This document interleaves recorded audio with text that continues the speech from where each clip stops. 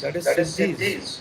In Persian, this plane is referred to as the Astan, that is Ambar in Gujarati, while the corresponding sky is designated as an Asman, or Astan means threshold, and Ambar means the same.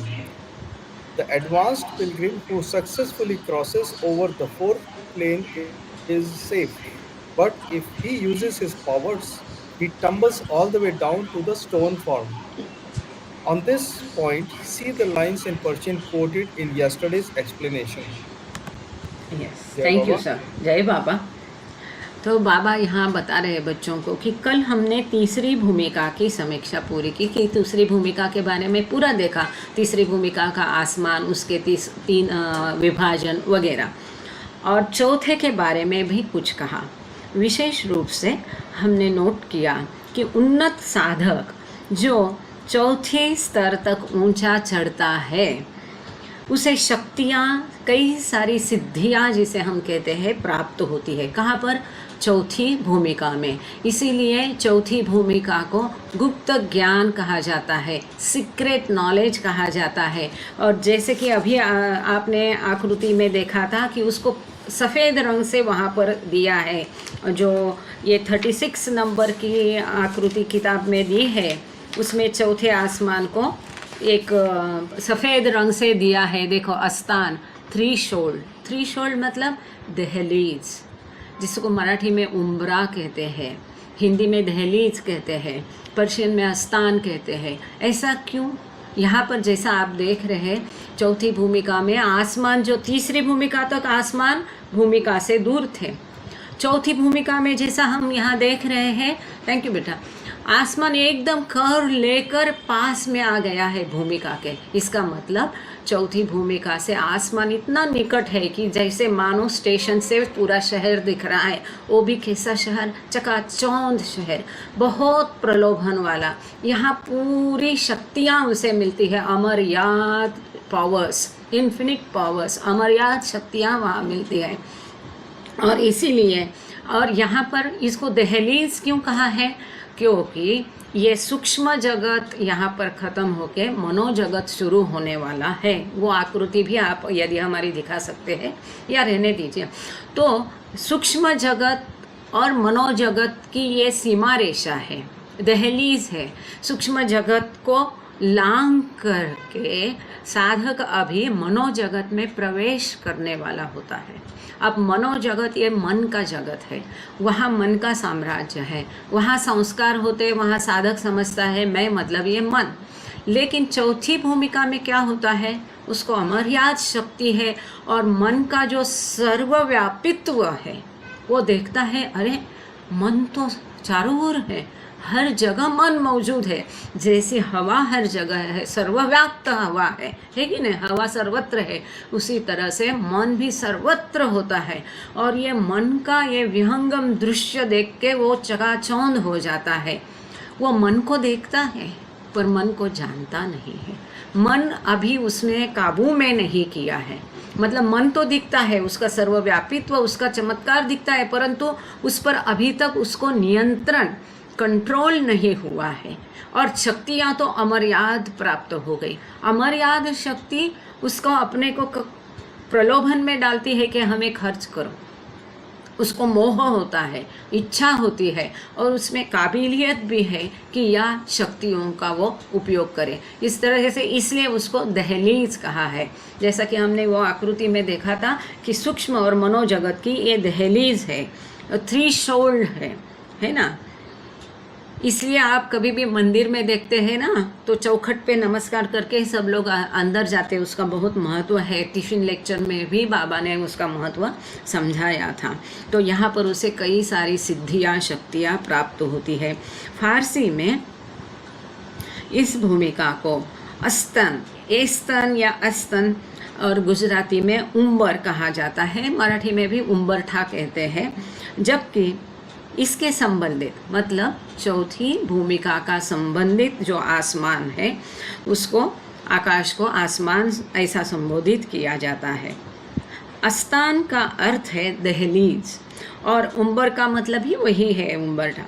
उन्नत साधक जो प्रगत साधक हो गया है आध्यात्मिक पथ पर, जो सफलतापूर्वक चौथी भूमिका को पार करता है, सुरक्षित है। एक बार ये दहलीज आपने पार कर ली चौथी भूमिका की, कोई भी, तो आप बिल्कुल बिल्कुल सेफेस्ट है। आध्यात्मिक पथ पर आप बिल्कुल सुरक्षित है। फिर कुछ भी हो, आप कभी पीछे नहीं जाते, नीचे नहीं गिर सकते। एक बार ये एक में बहुत बड़ा खतरा है आध्यात्मिक पथ पर कि चौथी भूमिका को लांघना। एक बार उसको लांघ कर आप पांचवी में गए तो you are very very safe. लेकिन यदि वह अपनी शक्तियों का उपयोग करता है, कौन सी शक्तियाँ? जो चौथी भूमिका में उसे प्राप्त हो गई, इसे सीक्रेट नॉलेज कहा जाता है, गुप्त ज्ञान कहा जाता है। इसीलिए उसको गुप्त ज्ञान कहा जाता है क्योंकि उसे गुप्त रखना चाहिए, ना ही कि उसको उजागर करना चाहिए। ये सीक्रेट नॉलेज है। जो भी ज्ञान वहाँ पर वो चौथी भूमिका में प्राप्त करता है वो सीक्रेट नॉलेज है, गुप्त ज्ञान है। उसको गुप्त रखना चाहिए। उसको आप खोल दोगे तो आप काम से गए। शायद यही कारण है, पिछले किसी लेक्चर में किसी ने पूछा था कि हमें जो अनुभव आते हैं उसको हमको नहीं बताना चाहिए, ऐसा बोलते हैं। तो अभी से वो आदत करनी चाहिए। उसके कई सारे खतरे हैं हमारे अनुभव साझा नहीं करने का। इसका जैसे पुराने लोग हम देखते हैं कि इसका अर्थ क्या है, ये आदत हमें डालनी चाहिए कि स्वयं पर काबू करना। दूसरा है कि अभी से छोटे मोटे अनुभव को बढ़ावा देंगे तो अहम बढ़ने की संभावना होती है। जो कुछ हमने पाया वो बिखर जाने की संभावना होती है, इसलिए उसको नहीं उजागर करते हैं। लेकिन यदि वह अपनी शक्तियों का उपयोग करता है, तो खास करके दुरुपयोग कहना चाहिए, तो वह पूरी तरह से गिरकर पत्थर योनि तक चला जाता है। इस बिंदु पर कल के स्पष्टीकरण में उद्धृत फारसी में पंक्तियाँ देखें। फारसी में जो अगले लेक्चर में दिया था वो कह रहे हैं, पर हम उसको बिना रिपीट करें हम आगे चलते हैं। अब हम हैं पेज नंबर 265 पर, और सर से मैं रिक्वेस्ट करती हूँ, वी ऑल्सो सॉ दैट। हम ये स्लाइड को बाद में पढ़ेंगे। थैंक यू केत की, बहुत बढ़िया दिखा रहे हैं आप। जय बाबा। Baba continues, we also saw that the chap in the first plane can read the minds of those near him, and the chap in the second plane can read the minds of those away from him, and the chap in the third plane can read the minds of those anywhere in the gross world and beyond that, and even the minds of those in the first two planes. Yes sir, thank you sir. तो यहाँ पर बाबा बच्चों को कह रहे हैं, मतलब हमने अगले दिन उन्होंने क्या देखा उसका विचार कर रहे हैं। हमने यह भी देखा, क्या क्या देखा, कि पहली भूमिका में स्थित व्यक्ति अपने निकट के लोगों के मन को पढ़ सकता है। जैसे हमने देखा कि पहली भूमिका के 3 आसमान है, A, B, C। वो दूर की चीज़ों को देखता है, उसको सुगंध आती है, आनंद मिलता है, अपने निकट के लोगों के मन को पढ़ सकता है, ऐसा सब था उस आसमान का। तो पहली भूमिका का यात्री सूक्ष्म जगत में होता है। पहली भूमिका में और क्या होता है, स्थूल का जो भान उसका है, कॉन्शियसनेस है स्थूल का, वो छूटने लगता है। वो वहाँ पर शुरुआत होती है। लेकिन पहली भूमिका में स्थूल का कॉन्शियसनेस, चेतना पूरी तरह से नहीं छूटती है, कुछ अंश तक छूटती है, और उसको जो अपना सूक्ष्म शरीर है उसका कॉन्शियसनेस आ जाता है, सूक्ष्म जगत का कॉन्शियसनेस उसे आ जाता है। कहाँ पर? पहली भूमिका पर। और यहाँ पर बहुत आनंद उसे मिलता है, सुगंध आती है, सुंदर नाद सुनाई देता है, और अपने फिजिकली भौतिक रीत्या जो उसके पास में है उनके मन को वो पढ़ सकता है। अब दूसरी भूमिका, हम संक्षेप में कौन सी भूमिका में क्या होता है वो भी मैं साथ में कह रही हूँ, आप लोग समझ लीजिए। दूसरी भूमिका में व्यक्ति अपने से दूर लोगों के मन को पढ़ सकता है। पहली भूमिका में उसको वो व्यक्ति साथ में है, बैठा है, फिजिकली भौतिक रीत्या सामने है तो ही पढ़ सकता है। दूर है, उसकी नज़र से ओझल है, भौतिक फिजिकली वो पास में नहीं, तो उसको नहीं पढ़ सकता है। परंतु दूसरी भूमिका का व्यक्ति, वो व्यक्ति कहाँ भी हो, कहीं भी दूर तक जो व्यक्ति है उसके भी मन को पढ़ सकता है, उसका फिजिकल प्रेजेंस उसके लिए ज़रूर नहीं होता है। और दूसरी भूमिका का साधक जो है वो पूरी तरह से सूक्ष्म भूमिका में होता है। वो धीरे धीरे अपना जो इस जगत की रुचि है वो खोने लगता है, उसको बहुत और अधिक आनंद आता है, थोड़ी शक्तियाँ यहाँ दूसरी भूमिका में उसे मिलती है। बाद में ना एक और स्लाइड हम बनाएंगे, मराठी में हमने डाली थी पिछली बार, यहाँ दिखाई थी कि हर भूमिका में वो क्या छोड़ के जाता है और क्या लेके जाता है। तो आध्यात्मिक दृष्टया वो लेके जाता है और इस संसार का क्या छोड़ के जाता है, कहाँ अहम छूटता है, कहाँ स्थूल का भान छूटता है, ये सब हम आगे चर्चा एक बार वो आकृति को सामने रख के करेंगे ज़रूर। तो दूसरी भूमिका के आसमान है, उसके दो हिस्से हैं, एक स्वर्ग है और नरक है। सामान्य व्यक्ति मृत्यु के पश्चात स्वर्ग नरक का अनुभव अपने सूक्ष्म शरीर में लेता है, परंतु साधक जो है दूसरी भूमिका का साधक वो अपने स्थूल शरीर में ही स्वर्ग नरक का अनुभव करता है, ये हमने देखा। तो ये दूसरी भूमिका वो भी सूक्ष्म जगत में है। अब तीसरे स्तर का व्यक्ति उन लोगों के दिमाग को पढ़ सकता है जो स्थूल संसार में कहीं भी हो और उससे परे। अब यहाँ ऐसा क्यों कहा कि चाहे कोई अमेरिका में हो, चाहे कोई दूसरा जो ग्रह है, जैसा कि बाबा ने लिखा है ABC 3 ग्रह है, तो दूसरे किसी ग्रह के लोगों के भी शायद मन को वो पढ़ सकता है।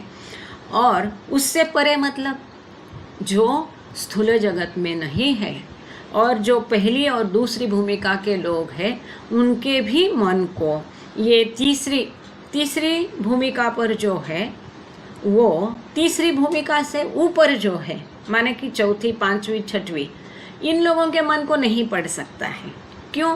क्योंकि वो तीसरी भूमिका से ऊंचे स्तर में है, उनके मन को नहीं पढ़ सकता है। परंतु तीसरी भूमिका में जो है उनके सारे मन को पढ़ सकता है। दूसरी भूमिका, पहली भूमिका मतलब सूक्ष्म जगत में तीसरे के नीचे सबके मन को पढ़ सकता है और स्थूल जगत के सभी लोगों के मन को वो पढ़ सकता है।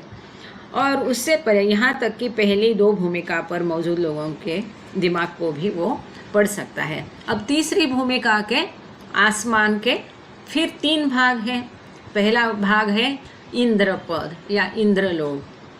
हमने देखा कि इंद्रपद में यदि वो जाता है साधक, तो क्या होता है, वो वहीं पे एक पूरा कालचक्र फंस जाता है, क्योंकि वहाँ अत्यंत आनंद है, सभी सुविधाएं उसको उपलब्ध है। दूसरी भूमिका देवलोक है, वहाँ पर सेलेस्टियल सोल्स और डिवाइन सोल्स मतलब दिव्य और दैवी आत्माएं और देवदूतों का वो स्थान है। वहाँ पर अगर साधक रुक जाता है तो वो 4 काल चक्र वहाँ फंसा पड़ता है और स्थूल शरीर प्राप्ति के लिए उसको काल चक्र इंतजार करना पड़ता है, 4 काल चक्र, क्योंकि स्थूल शरीर बिना ईश्वर साक्षात्कार प्राप्त होना मुमकिन है। यही कारण है जब देवदूत, देवी देवता ये सब हम इच्छा करते हैं मनुष्य देह प्राप्ति की, और वो उनको उस जन्म में क्या काल चक्र तक, 4 काल चक्र तक वो वहाँ फंसे पड़ते हैं। और तीसरा विभाग है कि दूर के लोगों को, दूर की चीज़ों को देखना। तीसरा आसमान का, तीसरी भूमिका के तीसरे आसमान का तीसरा हिस्सा, ये वास्तव में तीसरा आसमान है या तीसरी भूमिका हम कह सकते हैं, जिससे कि काफ़ी सारा वहाँ पर उसे ज्ञान प्राप्त होता है, बहुत आनंद। ये तीसरी भूमिका भी सूक्ष्म जगत में है, वहाँ उसे और अधिक आनंद मिलता है और अधिक शक्तियाँ प्राप्त होती है। पहली और दूसरी भूमिका से भी और ज़्यादा शक्तियाँ उसे वहाँ प्राप्त होती है। तो तीसरी भूमिका के बाद में बट ये sir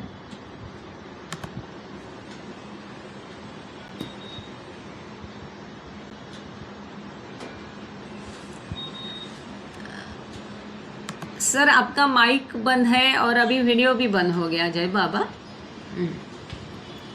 Here internet is weak. Yes, जय बाबा। जय बाबा। The chap on the fourth plane, who is our subject now, is capable not only of reading the minds and thoughts of those on the first, second, and third planes, but beyond this. He can influence and control the minds of others, even those in Indrapad. He uses the spirits in the second part of the third sky and is the angels of Farishta, that's Devlok. He even gives orders to them, these angels or Farishta. He can compel these spirits of heaven and hell, behest those khana, the Farishtao, to enter a dead body, thus reviving it. So he can compel these spirits of heaven and hell to enter a dead body, thus reviving it. But if he uses the powers of these siddhis, and he does use them if he has no guru or murshid, he is doomed to be hurled all the way down to the stone state. For the reaction of these powers is so great that they force him all the way back.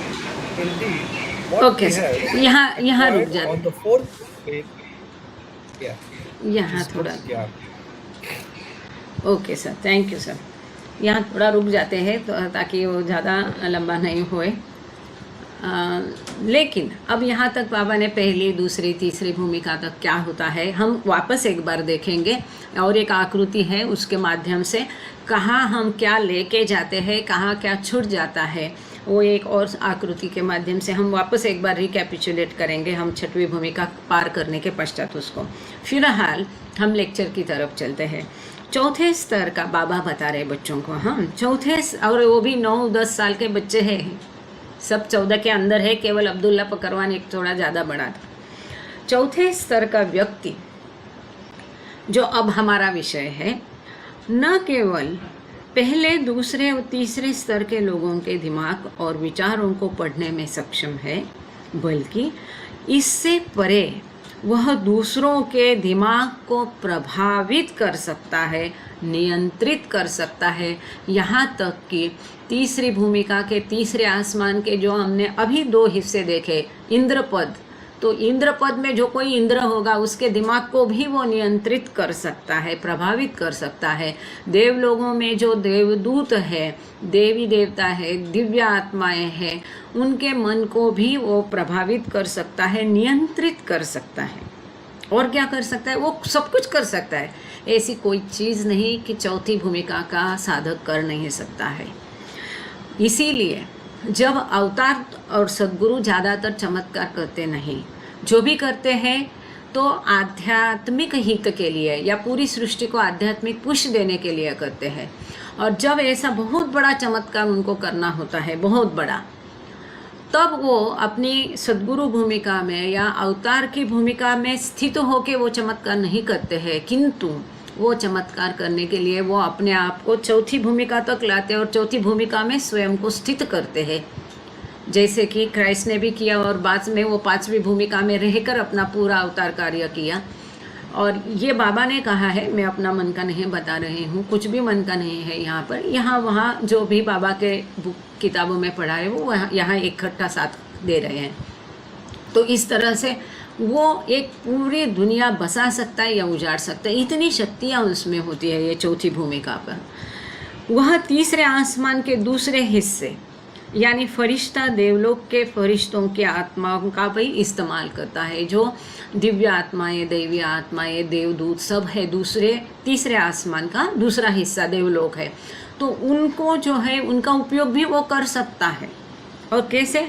वह उन्हें इन फरिश्तों या देवदूतों को भी आदेश देता है, उनको ये ऑर्डर्स दें, जो भी उसे करना है वो उनके द्वारा करवाता है। वह स्वर्ग और नरक के आत्माओं को, क्योंकि दूसरी भूमिका तो और भी दूसरी आए, दूसरी भूमिका का दूसरा आसमान में क्या है? स्वर्ग और नरक है, और वहाँ पर भी साधक है कि नहीं? साधक भी है, और सामान्य व्यक्ति वहाँ पर मृत्यु के पश्चात जाता है सूक्ष्म देह में, लेकिन साधक वहाँ स्थूल शरीर में रहता है। तो जो स्वर्ग और नरक की आत्माओं को भी वो क्या आज्ञा ये दे के मृत शरीर में प्रवेश करने के लिए मजबूर कर सकता है। और इसीलिए जैसा हम देखते हैं कि वो मुर्दे को भी जिंदा कर देता है, तो इस प्रकार से वो होता है, इस प्रकार उसे वो पुनर्जीवित कर सकता है। लेकिन अगर वह इन सिद्धियों की शक्तियों का उपयोग करता है, और वह उनका उपयोग तब करता है जब उसके पास कोई गुरु नहीं है, गुरु का मार्गदर्शन नहीं है, तो वह पत्थर की अवस्था में फेंक दिए जाने के लिए अभिशप्त है। वो पूरा, क्योंकि उसको जो भी शक्तियाँ मिली है वो सब खत्म होती है ऐसा उपयोग करके। दूसरा, इसमें और एक महत्वपूर्ण मुद्दा हमें ध्यान रखना चाहिए, हमने पहले भी इसकी चर्चा की थी। वो पूरी एक दुनिया बसा सकता है या उजाड़ सकता है, लेकिन उस समय जो भी सद्गुरु वहाँ पर मौजूद होते हैं, उनका पूरा नज़र होता है कौन कहाँ क्या कर रहा है, क्या किसके मन में है। 5वीं और 6वीं भूमिका के साधक भी इनके मन को कंट्रोल कर सकते हैं, लेकिन चौथी वाला 5वीं 6वीं का नहीं देख सकता है। सद्गुरु भी इनके मन को कंट्रोल कर सकता है, और इसीलिए ऐसा कुछ घटने से सद्गुरु जो भी उस समय whoever आर इन चार्ज, मानो आज किसी चौथी भूमिका में के साधक ने ऐसी कोशिश की, तो अभी जो भी सद्गुरु मौजूद होगा वो ऐसा होने से रोक देता है, उनको ऐसा करने से उन्हें परावृत्त करते हैं, ऐसा वो नहीं होने देते। ये बाबा ने कहा है कि उस समय के जो सद्गुरु है, इंचार्ज है, वो उसे ऐसा करने से परावृत्त करते हैं, ऐसा नहीं होने देते हैं। ऐसा क्यों? क्योंकि वो तो सबके मन को जानते हैं, स्वयं ईश्वर है और सबके मन को काबू भी करते हैं। क्योंकि इन शक्तियों की प्रतिक्रिया इतनी प्रबल होती है कि वे उसे वापस लौटने पर मजबूर कर देती है। दरअसल उसके पास क्या है? अच्छा, इंडीड व्हाट ही हैज़। ये सर, एक मिनट ना, सर को पहले इंग्लिश में पढ़ने दो, फिर अपन इसको देखते हैं। और आपके किसके भी मन में कोई भी सवाल होंगे ना, आप चार्ट में डाल के रखो, या लिखने में आपका ध्यान इधर उधर हट जाता है तो बाद में अंत में हम ले लेंगे उसको। जय बाबा। यस सर, क्योंकि ये बहुत महत्वपूर्ण है। और गॉड स्पीक से भी कई सारे मुद्दों पर यहाँ विचार विमर्श हुआ है, पिछले 2 लेक्चर से चल रहा है, आगे भी और 2 लेक्चर और भी कई सारे बातें सामने आएगी। जय बाबा सर। इंडीड। अब पेज नंबर 266 में जाएंगे। Indeed, what he has acquired on the 4th plane is Gupt Gyan, that is the secret knowledge, and it must be kept Gupt, and it must be kept Gupt means secret. If it remains Gupt and hidden, all is well. But if this knowledge is manifested, if it is exposed and given out by being openly used before others, it precipitates a tremendous reaction in which the forces of all acquired powers throw the user, as said, all the way back to the stone form. Thank you, sir. अच्छा, दरअसल उसके पास क्या है? चौथी भूमिका वाले के पास क्या है? चौथी भूमिका में प्राप्त किया हुआ ज्ञान गुप्त ज्ञान होता है, सीक्रेट नॉलेज होता है, जो कि सीक्रेट अथवा गुप्त ही रखना चाहिए, उसको उजागर नहीं करना चाहिए। यदि यह गुप्त और छिपा हुआ रहे तो सब ठीक है, ठीक है। लेकिन अगर यह ज्ञान प्रकट होता है, अगर इसे उजागर किया जाता है और दूसरों के सामने खुले तौर पर इस्तेमाल किया जाता है, उपयोग में लाया जाता है, तो यह एक ज़बरदस्त प्रतिक्रिया उत्पन्न करता है, जिसमें क्योंकि शक्तियाँ बहुत है, वो सभी अर्जित शक्तियों की ताकतें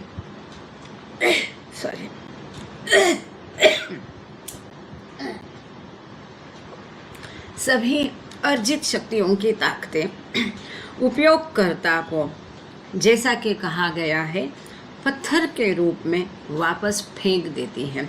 इतना एक ही एक्सेप्शन है, जबकि बाबा ने कहा मानव रूप से वापस पीछे कभी कोई जाता नहीं। इतना एक ही अपवाद है, चौथी भूमिका में यदि उसका दुरुपयोग हुआ तो वो सीधे पत्थर योनि तक जाता है।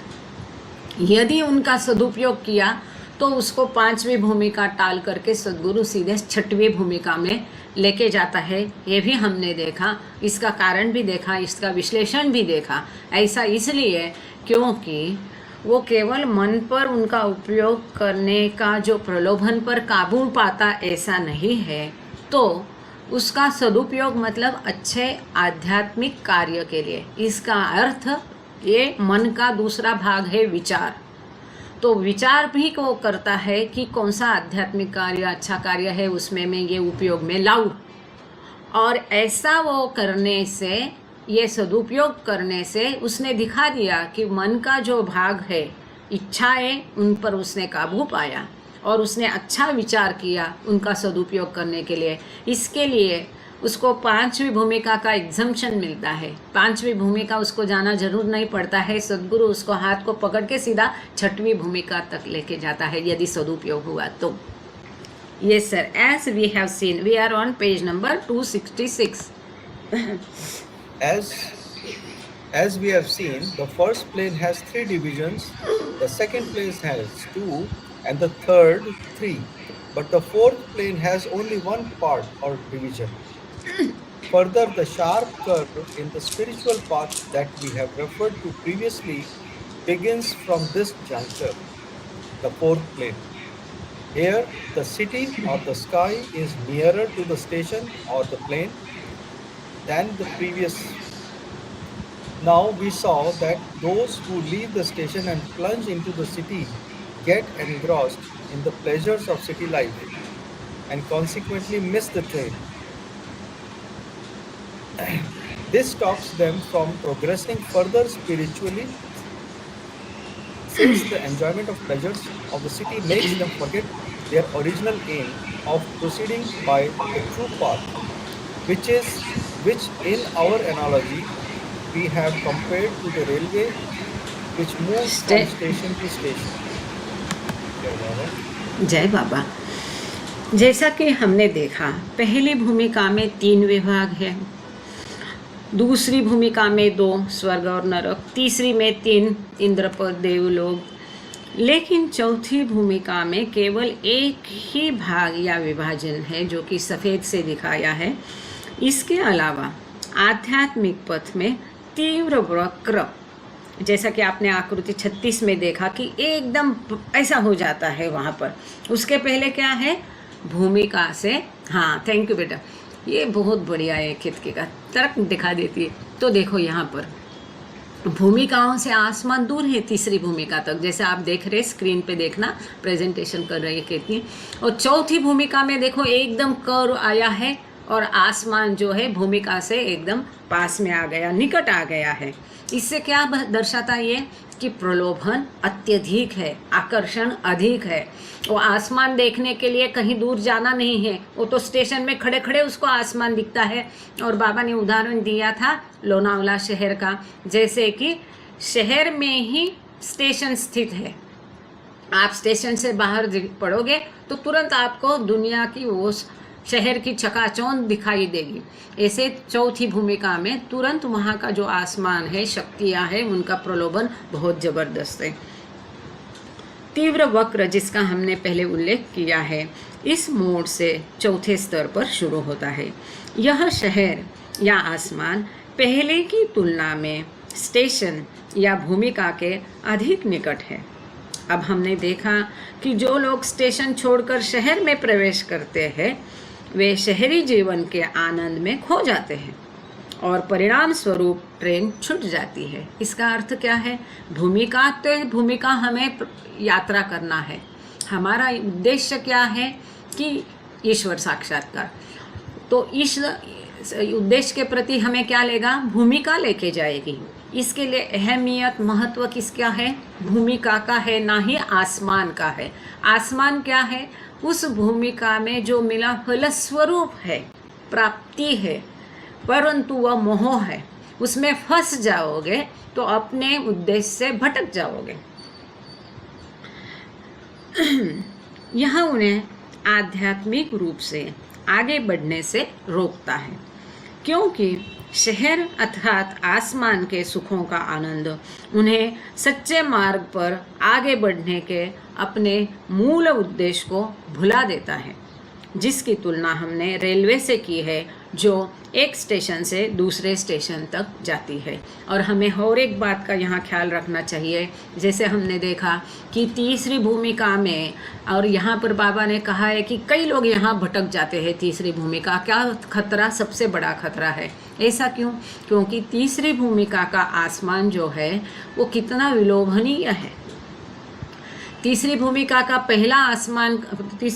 के आसमान का पहला विभाग जो है वो इंद्रलोक है। स्वर्ग से कई गुना अधिक आनंद वहाँ पर है। तो वहाँ तो आदमी फंस जाएगा तो फिर एक काल चक्र तक फंस जाता है। मतलब कितना बड़ा नुकसान है। देखो, दूसरे आसमान में देवलोक है, वहाँ पर भी बहुत सारा आनंद और उपलब्धियाँ हैं। वहाँ फंस जाता है तो 4 काल चक्र तक फंस जाता है। इसके लिए आपको याद होगा हमने दिखाया था, हमें यात्रा स्टेशन टू स्टेशन करनी है, भूमिका से भूमिका करनी है आसमान की। Not to venture towards the city, ये वाक्य था कि आसमान की तरफ हमें भटकना ही नहीं चाहिए। ना ही हमें इंद्रपद चाहिए, ना ही हमें देवलोक चाहिए, ना ही हमें स्वर्ग चाहिए। नर्क तो वैसे ही कोई चाहता नहीं है। Yes, but as we will see. But as we will see, after arriving on the 6th plane, the spiritual pilgrim no longer risks getting back or lost, Set because back. the plane and sky, the station and the city are extremely close to each other at that culminating stage of the spiritual path. Thank you so हाँ, तो यहाँ बाबा कहते हैं, लेकिन कि अभी आप ना वो अभी जो दिखा रहे थे 4th स्टेज वाला दिखाना, उसका एक बार रिकैपिचुलेट कर दें। लेकिन जैसा कि हम देखेंगे, छठी भूमिका पर पहुंचने के पश्चात आध्यात्मिक तीर्थयात्री या साधक को पीछे हटने या खो जाने का कोई जोखिम नहीं रहता है, क्योंकि वहाँ पर जो छठी भूमिका है, 5वीं भूमिका है और उसका आसमान है या शहर है, मतलब स्टेशन से शहर जो है, उस चरण में एक दूसरे के बेहद करीब होते हैं। अब यहाँ आगे हम 5वीं भूमिका देखने के पहले आपके सामने ये जो स्लाइड दिखाई है उसको एक बार हम पढ़ के समझ लेते हैं फटक से, ठीक है। अब चौथी भूमिका क्या है? दहलीज है, थ्रीशोल्ड है, उम्बरा है, उम्बरठा है, आस्थान है। किसका? सूक्ष्म जगत और मनोजगत का। इसको पार किया, एक बार आप मनोजगत में गए तो आप सेफ है, बिल्कुल सुरक्षित है। इसलिए ये ठोकर नहीं खाने का। देखो, दहलीज शब्द का बहुत बड़ा अर्थ है, जिसको उम्बरठा कहते हैं। कई लोगों को वहीं पे ठोकर खाने की संभावना होती है। चलते चलते भी ना हम बोलते हैं संभल के चलो, आगे दहलीज है, तो दहलीज में ठोकर खाने की बहुत संभावना रहती है। इतना महत्वपूर्ण शब्द है। यहाँ ठोकर नहीं खाना, यहाँ ठोकर खाए तो गिर जाएंगे। ये चौथी भूमिका यदि आप यशस्वी रीत्या पार करते हैं तो आप बहुत सुरक्षित है। ये सर गोयल सर, जय बाबा। No question, sorry. Okay. If powers misused goes back to stone form. यहाँ पर अपनी सिद्धियों का, शक्तियों का दुरुपयोग किया जाता है तो आप पत्थर योनि तक पीछे गिर जाते हैं। यहाँ पर आप बहुत सारी सिद्धियाँ, शक्तियाँ प्राप्त करते हैं, जिसका मोह नहीं होना चाहिए। नहीं बात है सिद्धि शक्ति की, यह तो माया सारी, आत्मस्वरूप दिखला के करेंगे जीव शिव का मेल, मेहर के दरबार में नहीं मंत्र तंत्र का खेल। आप मधुसूदन के गीत गाओ, पढ़ो, रटो, याद करो, बहुत सुंदर है। बाबा की ये बातों को वो सुन के गीत रचते थे और ये प्रेरणा उनको बाबा देते थे। हमें सिद्धि नहीं चाहिए, शक्ति नहीं चाहिए, कुछ नहीं चाहिए, जीव शिव का मिलन करना चाहिए। यहाँ मंत्र तंत्र, सिद्धि, शक्ति, चमत्कार किसी की जरूरत नहीं है। कितना बड़ा अर्थ है उस गीत में, देखो। तो यहाँ पर बहुत सारी सिद्धि शक्तियाँ उसे मिलती है। यहाँ उसे जो मिलता है उसे गुप्त ज्ञान या सीक्रेट नॉलेज रखते हैं, जिसको कि गुप्त रखना चाहिए, उजागर करने से धोखा होता है। यहाँ पर वो सबके स्थूल जगत के सभी के मन को पढ़ सकता है और उनको प्रभावित भी कर सकता है। यहाँ तक कि तीसरी भूमिका तक के सबके मन को वो पढ़ सकता है, प्रभावित कर सकता है।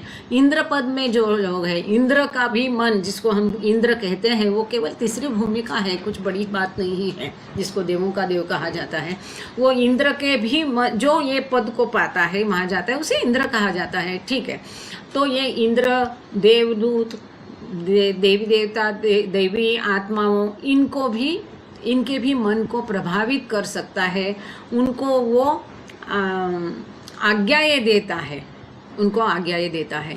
वो उनके मन को भी कंट्रोल में कर सकता है। स्वर्ग नरक के जो आत्मा है, उनको भी वो आज्ञा देता है, उनके मन को नियंत्रित करके मृत शरीर में प्रवेश करने को वो कह सकता है। ये सब कर सकता है, व्हाट ही कैन डू।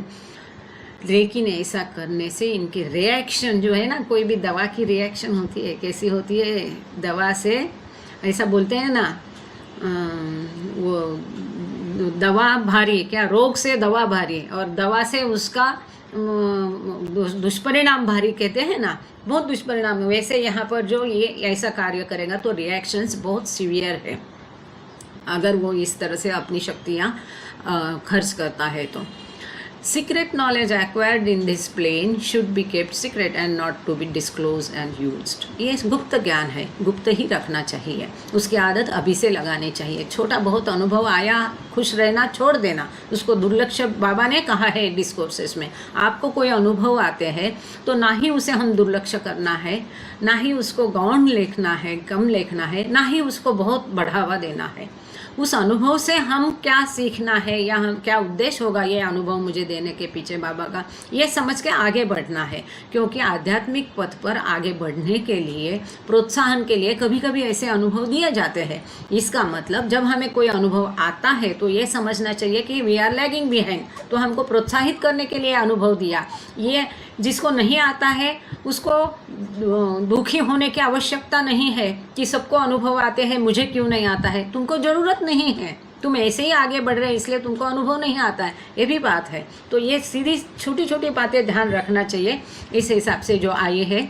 और फोर्थ प्लेस हैज़, चौथी भूमिका में केवल एक आसमान है, उसके उपविभाग नहीं है। इसके आगे इसके नीचे सभी आसमान के उपविभाग हैं, परंतु चौथी भूमिका के ऊपर, चौथी, पांचवी, छठवीं में कोई आसमान नहीं है, केवल एक ही है उसका कोई उपविभाग नहीं आसमान के, एक ही आसमान है। ऐसे बोलने में कहीं फिसल जाए, गलती कर जाए तो बताते जाना। आसमान of fourth plane is too close to so attractions and tremor. यहाँ पर चौथी भूमिका में जो आसमान है बहुत नज़दीक है, इसके लिए प्रलोभन अत्यधिक है। यहाँ पर एक शाप कर के द्वारा हमने देखा कि तब तक तीसरी भूमिका का तक आसमान दूर है, पर यहाँ आसमान इतना नज़दीक है तो खतरा अत्यधिक है।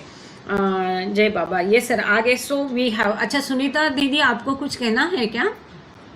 आप माइक खोल रहे थे बार बार। माइक अभी भी ऑन है उनका। हाँ दीदी, आपको कुछ कहना है? जय बाबा। सुनीता दीदी नहीं। ओके, जय बाबा। आपका माइक खुला है सर। आगे so we have finished with, so we have finished with the subject of fourth plane.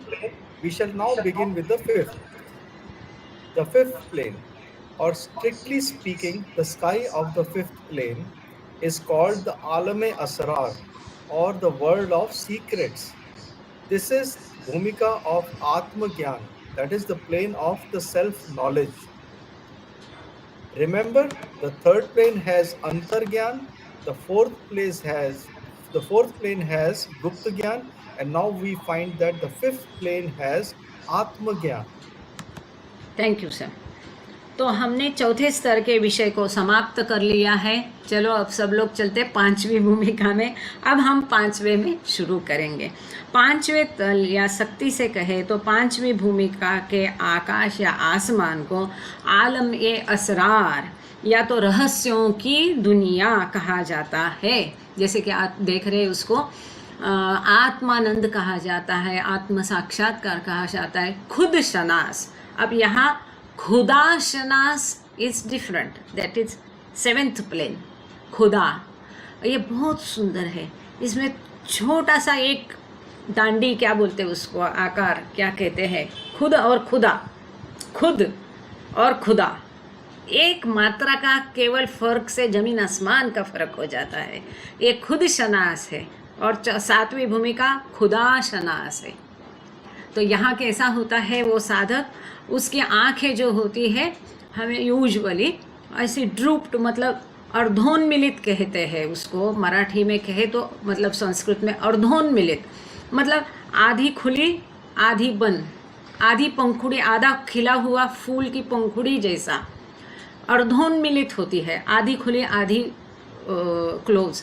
ऐसी इसके पांचवी भूमिका में आखिर होती है। खैर वो सब देखेंगे हम बाद में। फिलहाल तो ये रहस्यों की दुनिया कहा जाता है। यह आत्मज्ञान की भूमिका है। अब तीसरे तल में आंतर्ज्ञान है, जो हमने अभी देखा। तीसरी भूमिका में क्या है, आंतर्ज्ञान। चौथे तल में गुप्त ज्ञान है और अब हम पाते हैं कि पांचवें तल में आत्मज्ञान है। मैं हमेशा पिछली बार एक बार कानपुर सेंटर में मनीषा यादव उन लोगों ने मुझे भाषण के लिए बोला। पहले दिन उन्होंने बोला आपको गॉड रियलाइजेशन में बोलना है, अगले दिन वो बोल रहे कि आप आत्म साक्षात। मैंने बोला आप एग्जैक्टली बताओ, आप चाहते हैं मैं आत्मज्ञान आत्म साक्षात्कार पर बोलूँ कि गॉड ईश्वर साक्षात्कार? बोले एक ही तो है ना, दोनों एक ही है, कुछ एक ही पे। तो ये नहीं, मैं चाहती हूँ कि वो लोग सुने। आज मैं उनको बताना भूल गई कि आप ज्वाइन करो आज। आत्म साक्षात्कार और ईश्वर साक्षात्कार में बहुत फ़र्क है, ये मैं पहले से कहती आ रही हूँ।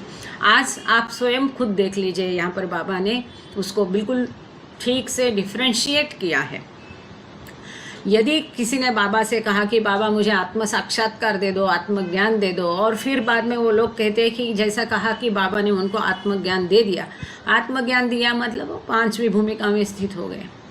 नॉट गॉड रियलाइजेशन, खुद शनास और खुदा शनास, self realization and God realization, इसमें बहुत बहुत अंतर है। वो भी हम आगे देखेंगे, फिलहाल हम भूमिका में देखते और ये बहुत दिलचस्प है। आत्म साक्षात्कार मतलब वो ईश्वर को जानने लगता है और खुद को जानने लगता है और ईश्वर को जानने लगता है। उसको ज्ञान होता है परंतु वो ज्ञान से एक नहीं होता है, उसका मिलन नहीं होता है। वो केवल सातवीं भूमिका ईश्वर साक्षात्कार में होती है। खैर वो आगे हम देखेंगे, फिलहाल हम बेसिक उसका देख लेते हैं। तो पांचवें स्तर में, पांचवें तल में आत्मज्ञान है। अब आगे पढ़ने के पश्चात बाकी भाग देखेंगे। सर अब हम लोग 267 क्या बोलते हैं 267 नंबर पेज पर है। दिस फेलो, अब देखो बाबा की कैसे टॉकेटिव लैंग्वेज है, कितने कम शब्दों में बाबा ने कितना सब टू द पॉइंट बोलते हैं। ये हम बोलते हैं इतना शब्दों का फापट पसारा, वहाँ नहीं है। बाबा के स्वयं शब्द, और वो बच्चों के साथ बात कर रहे हैं ना, तो इसके लिए यहाँ फेलो ऐसे शब्द आप शब्द सुनोगे तो मज़ा आएगा। मतलब talkative language. Yes sir. Yeah, he's using this language, chap. I was surprised to read this chap and fellow. How he's communicating with these young children. Yeah. So this fellow on the fifth plane not only retains all the powers of the fourth plane, but in addition, he knows God. The Antargyan of the third plane is called Khud Shenas, while the Atmagyan is known as Khuda Shenas. The fifth plane marks the plane of Marifat or the knowledge. The chap on the fifth plane is also designated as Arif in Sufism or Jankar. that is, one who knows. He has escaped the imprisonment of the entire series of the forms of evolution from stone to human. But as he is only a knower of knowledge, but has not yet become one with the knowledge, he is able to grasp Grahankari Sheikh Chahe, only the portion at a time that Atmagyan, and that is infinite knowledge. अनंत ज्ञान, अनंत time of हाँ, portion Anant- of, अनंत हाँ ज्ञान। अनंत ज्ञान। Thank you sir. तो यहाँ पर बाबा कहते हैं कि तीसरे स्तर के अंतर्ज्ञानी को, अब देखो बाबा बच्चों से बात कर रहे हैं टॉकेटिव लैंग्वेज में, ये है तो वो तो परमपिता है, ईश्वर है, अवतार है, और ये बच्चों को वो बता रहे हैं, और बच्चे आगे काफ़ी आगे बढ़ चुके हैं। अब ये तीसरी भूमिका से आगे भी गए हैं बाबा के बच्चे यहाँ पर। तो तीसरे स्तर के अंतर्ज्ञानी को खुद शनास कहा जाता है। कौन सा? थर्ड स्टेज उसे कहा जाता है। अच्छा, यहाँ खुदा शनास होना चाहिए था क्या? स्केट की ओके, मेरे से गड़बड़ हो गई है। चलो, तो तीसरी भूमिका पर जो है बाबा कहते हैं उसको खुद शनास कहा जाता है, जबकि वो खुद को जानता है, अंतर्ज्ञानी होता है, अंतर्ज्ञान होता है उसको, जबकि अंतर्ज्ञानी को खुदा शनास कहा जाता है। अंतर्ज्ञान, खुद शनास, हाँ तीसरी भूमिका। थैंक यू, बहुत अच्छा किया, वो दिखाया आपने। पांचवा तल मारिफत या ज्ञान के तल को चिन्हित करता है। अब ये पांचवी भूमिका क्या है? आपको याद है? शरीयत, तरीकत, मारिफत और हकीकत। याद है ये पांच जो हमने शुरू में देखा था, टिफिन लेक्चर में भी देखा था। शरीयत क्या है? धर्म संहिता है। मारिफत क्या है? ज्ञान का रास्ता है। शरीयत, मारिफत, हकीकत तो लास्ट है। ओके, हाँ खुदा शनास, thank you, good, I am sorry. तो ये पांचवी भूमिका भी मनोजगत में आती है, ठीक है। यहाँ पर क्या होता है एग्जैक्टली? पांचवी भूमिका पर साधक आता है, तो अब हम कैसा कहते हैं? मैं मतलब ये शरीर, ये कौन सी भूमिका में क्या होता है, वो उसे क्या मिलता है, ये हम पहले देखेंगे, उसको समझेंगे। अब हम समझते हैं मैं मतलब ये शरीर, अपने अपने नाम से, अपने अपने से हम स्वयं को जानते हैं, है कि नहीं? मैं मतलब संतोषी वर्मा हूँ, मैं मतलब नंदराम जी हूँ, ऐसा हम जानते हैं, बराबर। अब जब पांचवी भूमिका का साधक समझता है मैं मतलब ये मन, ठीक है, क्योंकि पांचवी भूमिका का साधक मनोजगत में होता है, उसे स्थूल का भान पूरा उसका छूट जाता है, उसको स्थूल का कॉन्शियसनेस नहीं रहता है, उसको सूक्ष्म जगत का, मतलब पहली से चौथी भूमिका को जो बोलते हैं सूक्ष्म जगत, वो सूक्ष्म जगत का भी कॉन्शियसनेस भान उसको नहीं रहता है, उसके बारे में वो कुछ नहीं जानता है, उसे केवल अपने मनो शरीर का भान होता है और मनोजगत का ही कॉन्शियसनेस, चेतना उसको रहती है। और वहाँ मन है। अब मन के दो विभाग है, एक विचार है, एक भावना है। तो पांचवी भूमिका का जो साधक है, मन की पहला भाग जो है भावना, इस पर काबू पाता है, वो मन का स्वामी बन जाता है, वो सभी के मन को जानता है, सभी के मन को पढ़ सकता है, सभी के मन पर वो काबू पा सकता है। दूसरों के विचार जानना, पढ़ना, दूसरे के विचार पर नियंत्रण करना, दूसरों के विचार मन के बदलना या उनके मन में नए विचार निर्माण करना, ये सब कार्य पांचवी भूमिका का साधक कर सकता है, ठीक है। अब यहाँ क्या है? अति आनंद है, उसे ईश्वर का ज्ञान होता है। यहाँ खुदा शनास मतलब ईश्वर का ज्ञान वहाँ पर होता है, उसको स्वयं का ज्ञान नहीं, वो ही नोज गॉड, ऐसा है, ये ज़्यादा अच्छा लगता है ये शब्द, ही नोज गॉड, हम कहते हैं ना हम एक दूसरे को जानते हैं, है कि नहीं? तो वैसा यहाँ पर वो ईश्वर को जानता है। अब यहाँ पर उसको अमर्याद शक्ति प्राप्त है, जो चौथी भूमिका के साधक को है वो सब कुछ यहाँ इसे भी प्राप्त है, सिद्धि शक्तियाँ। परंतु यहाँ पर पांचवी भूमिका का साधक कुछ भी शक्तियों का उपयोग नहीं करता है, बिल्कुल नहीं करता है। ऐसा क्यों? क्योंकि वह जानता है कि जो कुछ घटता है ये ईश्वर की मर्जी से, उसके नियम से चलता है और वो ईश्वर का नियम तोड़ना नहीं चाहता, इसलिए वो अपनी शक्तियाँ कभी भी उपयोग में लाता नहीं।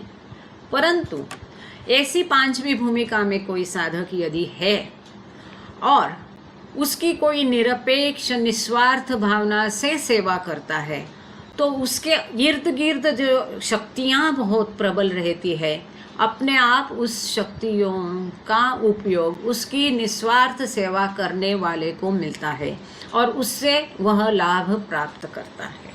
लेकिन इससे पांचवी भूमिका वाले का खुद का कुछ भी नुकसान नहीं होता है। पांचवी भूमिका वाला आध्यात्मिक दृष्टया पूरी तरह से सुरक्षित है, वो कभी भी पीछे नहीं जाता है, नीचे गिर जाता नहीं। आध्यात्मिक दृष्टि से पांचवी भूमिका वाला बिल्कुल सेफ है, सुरक्षित है। अब आगे कुछ भी हो, यहाँ से वो नीचे कभी नहीं जाएगा। जब भी वो प्रगति करेगा आगे ही करेगा, छठवीं भूमिका, सातवीं भूमिका, इस तरह से। तो बाबा यहाँ कहते पांचवें तल मारेफत या ज्ञान के तल को चिन्हित, यहाँ पर ज्ञान है, ठीक है। चौथे में क्या था? गुप्त ज्ञान था। तीसरे में क्या था? आत्मज्ञान, खुद का खुद शनास था। सॉरी, फिफ्थ यहाँ कुछ गड़बड़ है थोड़ा सा। आत्मज्ञान, खुद शनास और खुद शनास में यहाँ थोड़ा गड़बड़ लग रहा है, वो बाद में क्लियर करेंगे। जहाँ की ये आत्मज्ञान है पांचवी तल पर, खुद शनास है, और सातवें में खुदा शनास है, पर यहाँ थोड़ा ठीक है, कोई बात नहीं। तीसरे तल पर क्या है? तीसरी भूमिका में आंतर ज्ञान है, चौथी में गुप्त ज्ञान है और पांचवी में आत्मज्ञान है। स्वयं का ज्ञान उसे हो जाता है कि मैं कौन हूँ, ईश्वर कौन है, कौन क्या है। स्वयं को मतलब मन का संस्कार वहाँ रहता है। यहाँ उसको इच्छाएं, वासनाएं बहुत कम रहती है। यहाँ पर उसके संस्कार कैसे होते हैं? मनोसंस्कार होते हैं। अब हम लोग जो है स्थूल जगत में, हमारे संस्कार कौन से होते हैं? स्थूल संस्कार होते हैं। जो सूक्ष्म जगत है उनके संस्कार कौन से होते हैं? सूक्ष्म संस्कार होते हैं। जो मनोजगत में है उनके संस्कार मनोसंस्कार होते हैं। अब यहाँ पर जो स्थूल जगत की तुलना से उसके संस्कार बहुत सारे मिटे हुए होते हैं, केवल 25% संस्कार उसके बाकी रहते हैं। वो भी केवल इच्छाओं के रूप में रहते हैं, और वो इच्छाएं केवल इच्छा सोचने भर से वो इच्छा पूरी हो जाती है। उस इच्छा का फलद्रूप होने के लिए स्थूल माध्यमों की जरूरत नहीं होती है। वो ऐसे ही रहती है वो इच्छाएं अप्रगट। पांचवा तल मारिफत या ज्ञान के तल को चिन्हित करता है। पांचवें स्तर पर एक व्यक्ति को आरिफ मतलब जानकार, सूफीज़म में आरिफ बोलते हैं, हिंदी में उसे जानकार कह सकते हैं, या जानकार के रूप में भी नामित किया गया है, जाना जाता है। अर्थात वह जो जानता है। अब ये किसे जानता है? ये ईश्वर को जानता है। वह पत्थर से मानव तक के विकास के सभी रूपों की कैद से बच गया है।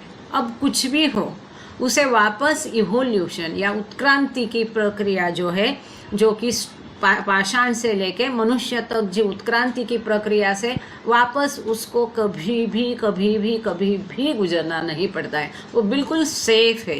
ये जो कैद है वापस पाषाण से मनुष्य रूप की, और वो जो उत्क्रांति की श्रृंखला है, पुनर्जन्म की श्रृंखला है, उसकी कैद से वो पूरी तरह बच गया है। लेकिन चूंकि वह केवल ज्ञान का ज्ञाता है, ज्ञान का ज्ञाता है, ठीक है, बहुत सुंदर है। नॉर ऑफ द नॉलेज, ज्ञान का ज्ञाता है, लेकिन अभी तक वो ज्ञान के साथ एक हुआ नहीं है. He is knower of the knowledge, but he has not become knowledge itself. अब knowledge itself क्या है? ईश्वर इज इक्वल टू नॉलेज. ईश्वर मतलब ज्ञान है, तो वह स्वयं अभी ईश्वर को जानता है, परंतु स्वयं ईश्वर बना नहीं है. अभी तक ज्ञान के साथ एक नहीं हुआ, इसलिए वह उस अनंत ज्ञान का एक समय में केवल एक भाग को ही समझने में सक्षम है. ग्रहण करी शकी छे. वो जो अनंत ईश्वर क्या है? अनंत ज्ञान है.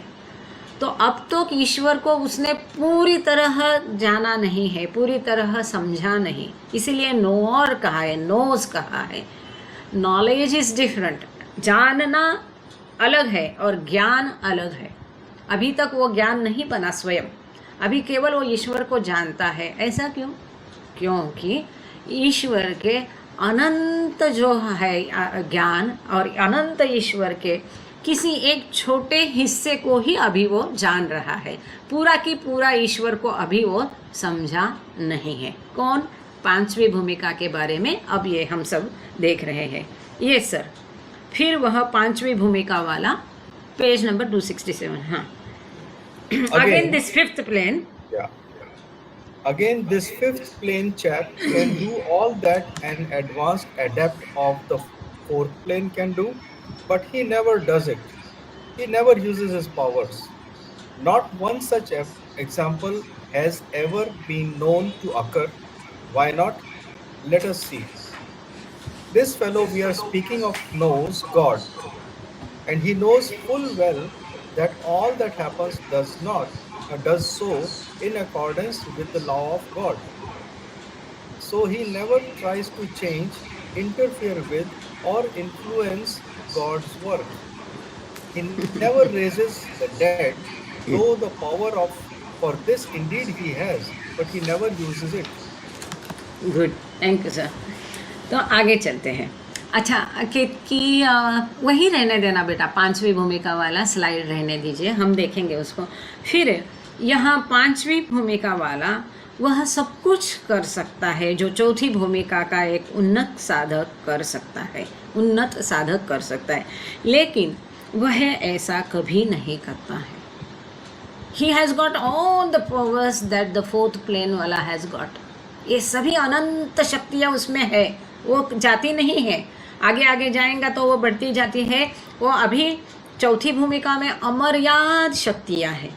ये सारी अमर्याद शक्ति पांचवी भूमिका वाले के पास भी है, परंतु उसका उपयोग वो कभी भी नहीं करता है. ऐसा क्यों? आगे बाबा ने बताया है.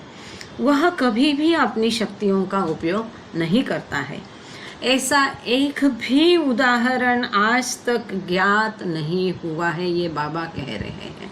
पांचवी भूमिका वाले जो है, पांचवी और छठवीं भूमिका वाले क्या होते हैं? वली और पीर.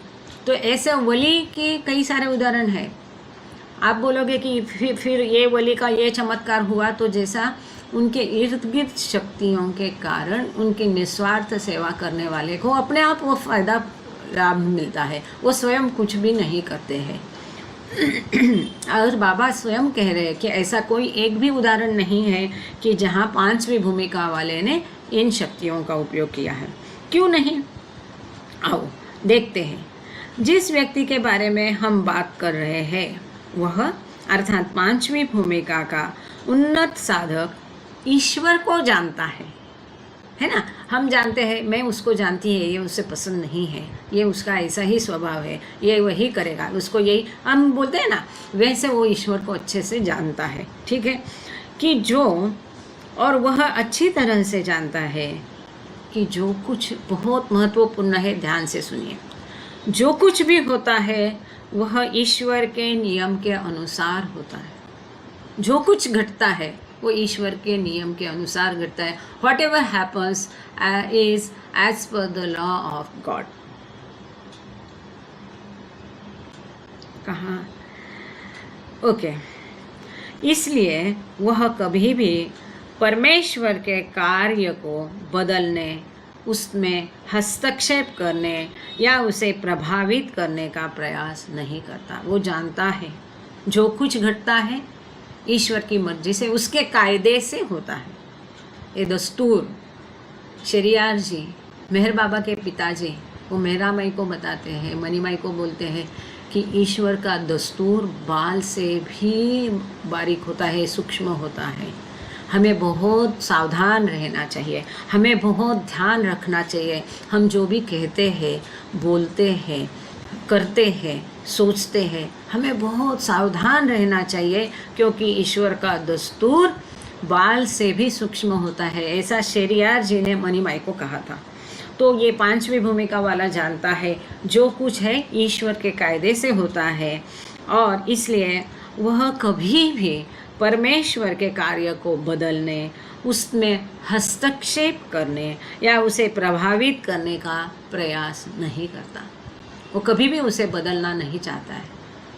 और हम जो सामान्य हैं, उठ सुट, बाबा ये करो, बाबा वो करो, बाबा ऐसा नहीं हुआ, बाबा वैसा नहीं हुआ, मैं ये चाहता हूँ या चाहती हूँ, मेरा ये करो, मेरा वो करो। हमारी अनंत जन्मी अनंत इच्छा पूर्ती कधीही नसते, देवासाठी देव कोण भजतो।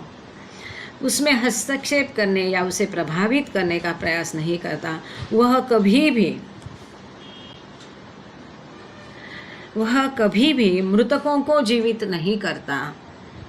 हालांकि उसके पास वास्तव में इसके लिए शक्ति है, लेकिन वह कभी इसका उपयोग नहीं करता है।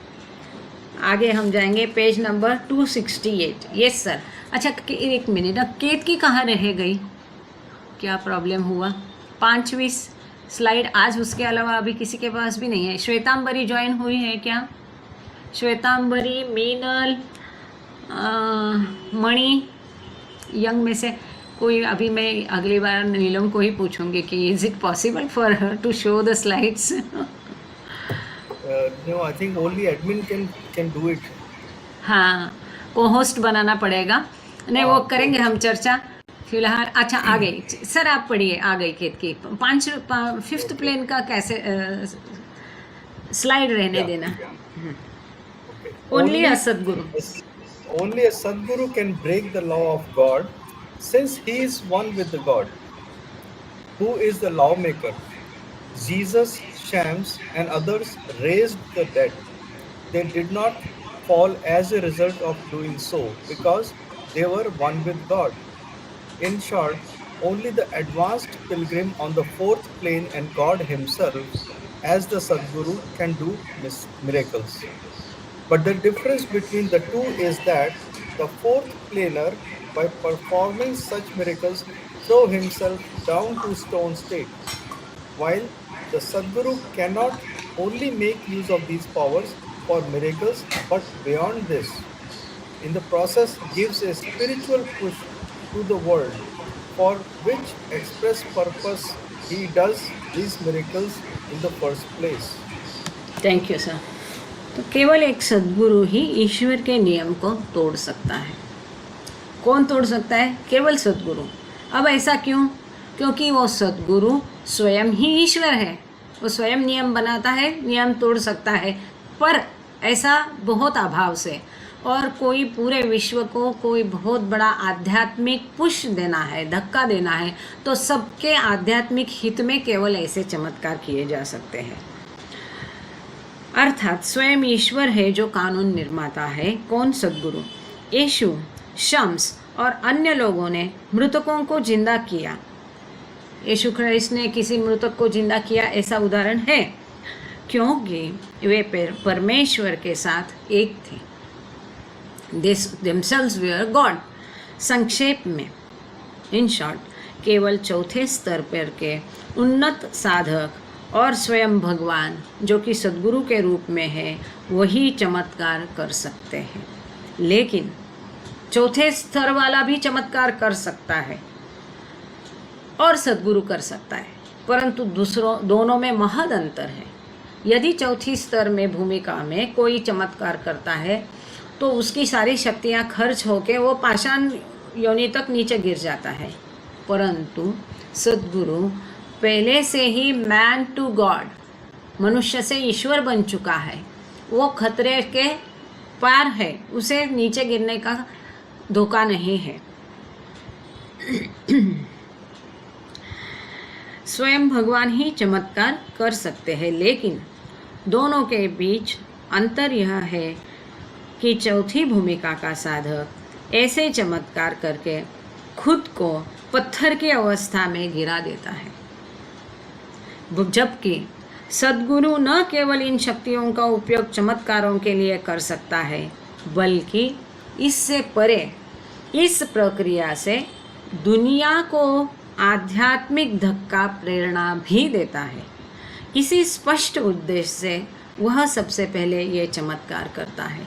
यदि वो चमत्कार करता है तो कोई ऐसा तेरे लिए, मेरे लिए या किसी के लिए छोटी मोटी चीज़ के लिए नहीं करते हैं, व्यापक रूप से या कोई आध्यात्मिक कारण से या किसी आध्यात्मिक प्रगति के लिए या पूरे विश्व के आध्यात्मिक हित के लिए ही केवल हर उनके कोई सद्गुरु हो, अवतार हो, उनकी हर क्रिया के पीछे केवल आध्यात्मिक उद्देश्य ही होता है। यदि किसी को लगता है कि मेरे जीवन में ये चमत्कार हुआ तो उसके पीछे भी आध्यात्मिक ही हेतु कारण होता है। Now Jai Baba sir, now the time is up for today. Yeah, okay. Now the time is up for today. The subject of the sixth plane will be taken up tomorrow. In the meanwhile, let me give you a few words of advice, my dear boys. I am satisfied with this state of yours. This constant crying and intense feeling of yours shows love, and this love must be increased. But when I order you to stop it, you must do so. Increase love, but also obey orders. Don't check your flame, let it grow, but obey orders. Those who preserve and endure to the last in this place will win my grace, which means that I will make them realize me. This I have sworn. The accomplishment of this is the work of just a short period. It will not hang or drag out through the course of life. And once the hookey is created, your work will be done all in seconds. I have these powers, there is no doubt about that. जय बाबा। तो बाबा आगे कहते हैं, अभी छोड़ना नहीं, इससे एक और महत्वपूर्ण बात अभी बाकी है। और कौन सी भूमिका के आदमी के क्या लक्षण होते हैं ये हम ये ख़त्म करने के पश्चात शॉर्ट में देखने वाले हैं। अब आज का समय बाबा कह रहे बच्चों को समाप्त हो गया। छठी भूमिका का विषय कल लिया जाएगा, तो हम सबको ध्यान रखना है। अगला लेक्चर होगा तो सिक्स्थ प्लेन का होगा, और उसी समय में कौन सी भूमिका में वो क्या लेता है, क्या छोड़ता है, इसका भी एक थोड़ा सा अभ्यास जैसा, किस भूमिका का, आसमान का, ये सब हम अगली बार देखेंगे। लेकिन आज थोड़ा सा हम देखेंगे उसका तुलनात्मक देखेंगे कि कौन सी भूमिका में क्या होता है, क्या मिलता है, वहाँ वो साधक कैसे दिखता है, इसका थोड़ा सा देखेंगे। इस बीच मेरे प्यारे बच्चों, मैं तुम्हें कुछ सलाह देना चाहता हूँ। बाबा कह रहे बच्चों को, मैं तुम्हारी इस अवस्था से संतुष्ट हूँ। आपका यह लगातार रोना तीव्र गहन भावना प्यार को दर्शाता है और इस प्यार को बढ़ना चाहिए, परंतु जब मैं तुम्हें इसे रोकने का आदेश दूंगा तो तुम्हें ऐसा करना ही होगा। जैसे कि हमने लेक्चर की शुरू में ही देखा कि बच्चे प्रेम में पागल होकर रोते जा रहे थे, लेकिन जैसे बाबा ने लेक्चर शुरू किया एकदम सब शांत हो गए और बाबा ने कहा कि मैं तुम्हारे इस प्रगति से बहुत संतुष्ट हूँ और इसके और बढ़ाओ, उसको नियंत्रण में मत करो, लेकिन साथ में आज्ञाकारिता भी रखो। प्यार तो बढ़ाओ लेकिन आज्ञा पालन भी करो। अपने प्रेम पर काबू मत करो, उसे बढ़ने दो, बल्कि आदेशों का पालन करो। जो लोग इस प्रेम में अंतिम समय तक दृढ़ रहेंगे, टिके रहेंगे, सहन करेंगे, वे मेरी कृपा प्राप्त करेंगे। प्रेम में तड़पना बहुत अजीब चीज़ है, वो सहना सबके बस की बात नहीं है। जिसका अर्थ है कि मैं उन्हें अपना साक्षात्कार कराऊंगा। कितना महत्वपूर्ण है, ये बाबा के शब्द है कि अंत तक जो टिके रहेंगे उनको मैं अपना साक्षात्कार कराऊंगा। यह मैंने शपथ ली है, मैंने सौगंध ली है। इसकी सिद्धि केवल एक छोटी अवधि का कार्य है। ये साक्षात्कार दिलाना बहुत बड़ा नहीं है, एक चुटकी भर का, एक पल भर का काम है। पर उसके लिए ऐसा नहीं है कि ये कार्य जीवन भर लटका रहेगा या खींचा जाएगा, नहीं। एक बार हुक्की आ जाए तो आपका सारा काम 1 सेकेंड में हो जाएगा। जो अंत तक टिके रहेंगे, हुक्की आ जाए तो उनका काम 1 सेकेंड में हो जाए। अब हमने देखा था कि हुक्की क्या है, ईश्वर की लहर है, वो ज़बरदस्ती लाई नहीं जा सकती, बल्कि आपका प्रेम देखकर वो आ जाती है उसे। मेरे पास ये शक्तियाँ हैं, ये बाबा कह रहे हैं कि बाबा के पास ये शक्तियाँ हैं कि वो उनको साक्षात्कार करा देंगे। और बाबा ने पहले उदाहरण भी दिया था कि कृष्णा ने मंडल के बाहर के 17 बच्चों को ईश्वर साक्षात्कार कराया था, और इस अवतार काल ने तो उन्होंने कईयों को कराया, क्योंकि अवतार को वो शक्ति होती है, वो कईयों को ईश्वर साक्षात्कार करा सकता है, पर सद्गुरु केवल एक को करा सकता है। इस बारे में कोई संदेह नहीं है। अब ये देखो, कोइंसिडेंस नहीं है कि प्लान मूव है। जैसे बाबा बच्चों की प्रगति हो रही, यहाँ पर लेक्चर में भी ये हो रहा है। अब आपके सामने एक स्लाइड नंबर 1 है, उसको आप देखिए। एक सारांश में हम इसका रिकैपिचुलेट करेंगे, और इसमें कुछ अहम बातें हैं जो शायद आगे के लेक्चर में हम देख पाएंगे। अहिंसा ज्वाइन है क्या आज? है ना? तो अहिंसा बेटा तुम आरती करना, और तुम्हारे बाद में केतकी करेगी, मेहर राज भी करेगी, और नंदराम जी आप प्रेयर करेंगे। उसके पहले मैं एक ये स्लाइड आपको पढ़ के सुना रही हूँ, आप उसको देख सकते हैं, ऐसी मैं उम्मीद करती हूँ। अब पहली भूमिका क्या है? जैसे हमने देखा कि स्थूल और सूक्ष्म की सीमा रेखा पर पहली भूमिका होती है। वहाँ स्थूल का भान जाने लगता है धीरे धीरे, और सूक्ष्म शरीर का, सूक्ष्म जगत का भान आने लगता है। इंस्पिरेशन है, स्फूर्ति है, और वहाँ पर क्या है? Immersed in the ocean of light, वहाँ उसे प्रकाश दिखता है, आनंद मिलता है, प्रकाश ही प्रकाश होता है, वो प्रकाशमान होता है।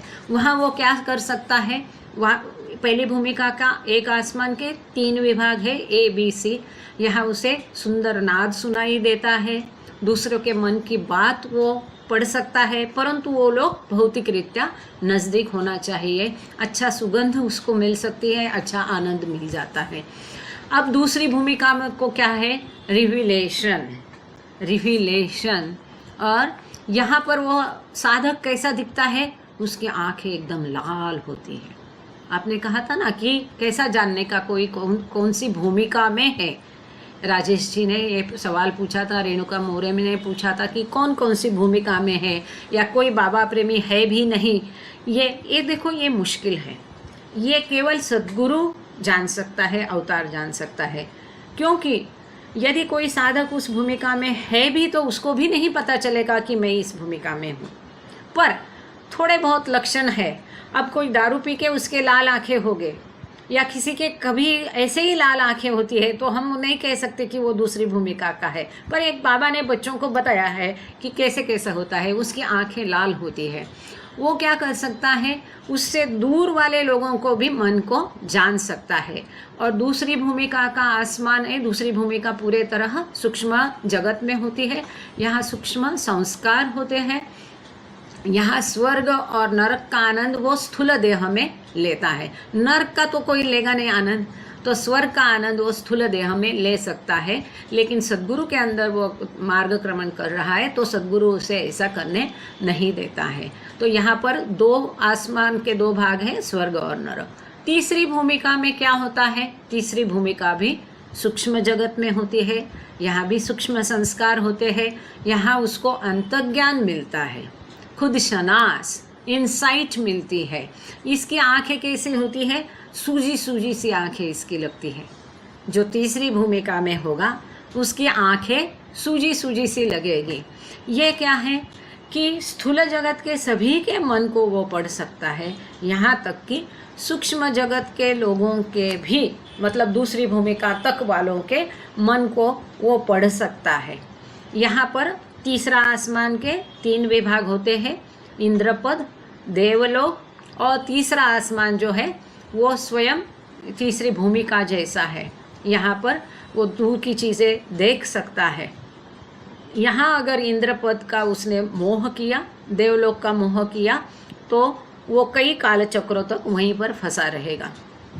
आगे चौथी भूमिका, ये भी सूक्ष्म जगत और मनोजगत की दहलीज पे है, चौखट पे खड़ी है, क्योंकि यहाँ सूक्ष्म जगत का भान है, मनोजगत की थोड़ा भान आता है, पूरा उस पर काबू नहीं पाता है। ये इंट्यूशन है या गुप्त ज्ञान इसे प्राप्त होता है। इसकी आंखें कैसी होती है, एकदम ऐसी पियर्सिंग आइज होती है, भेदक नज़र होती है। उसकी नज़र कैसी है, आपको भेद के आर पार चिर जाएगी, ऐसी उसकी नज़र होती है। और ये कोई भी चमत्कार कर सकता है। दूसरे और तीसरे आसमान के जो आत्माएं हैं उनको आज्ञाएं दे सकता है, उनका मन पर काबू पा सकता है, मन को वो उनके मन पर नियंत्रण पा सकता है, यहाँ तक कि देवलोक और इंद्रलोक के लोगों को भी। 5वीं भूमिका मनोजगत में है।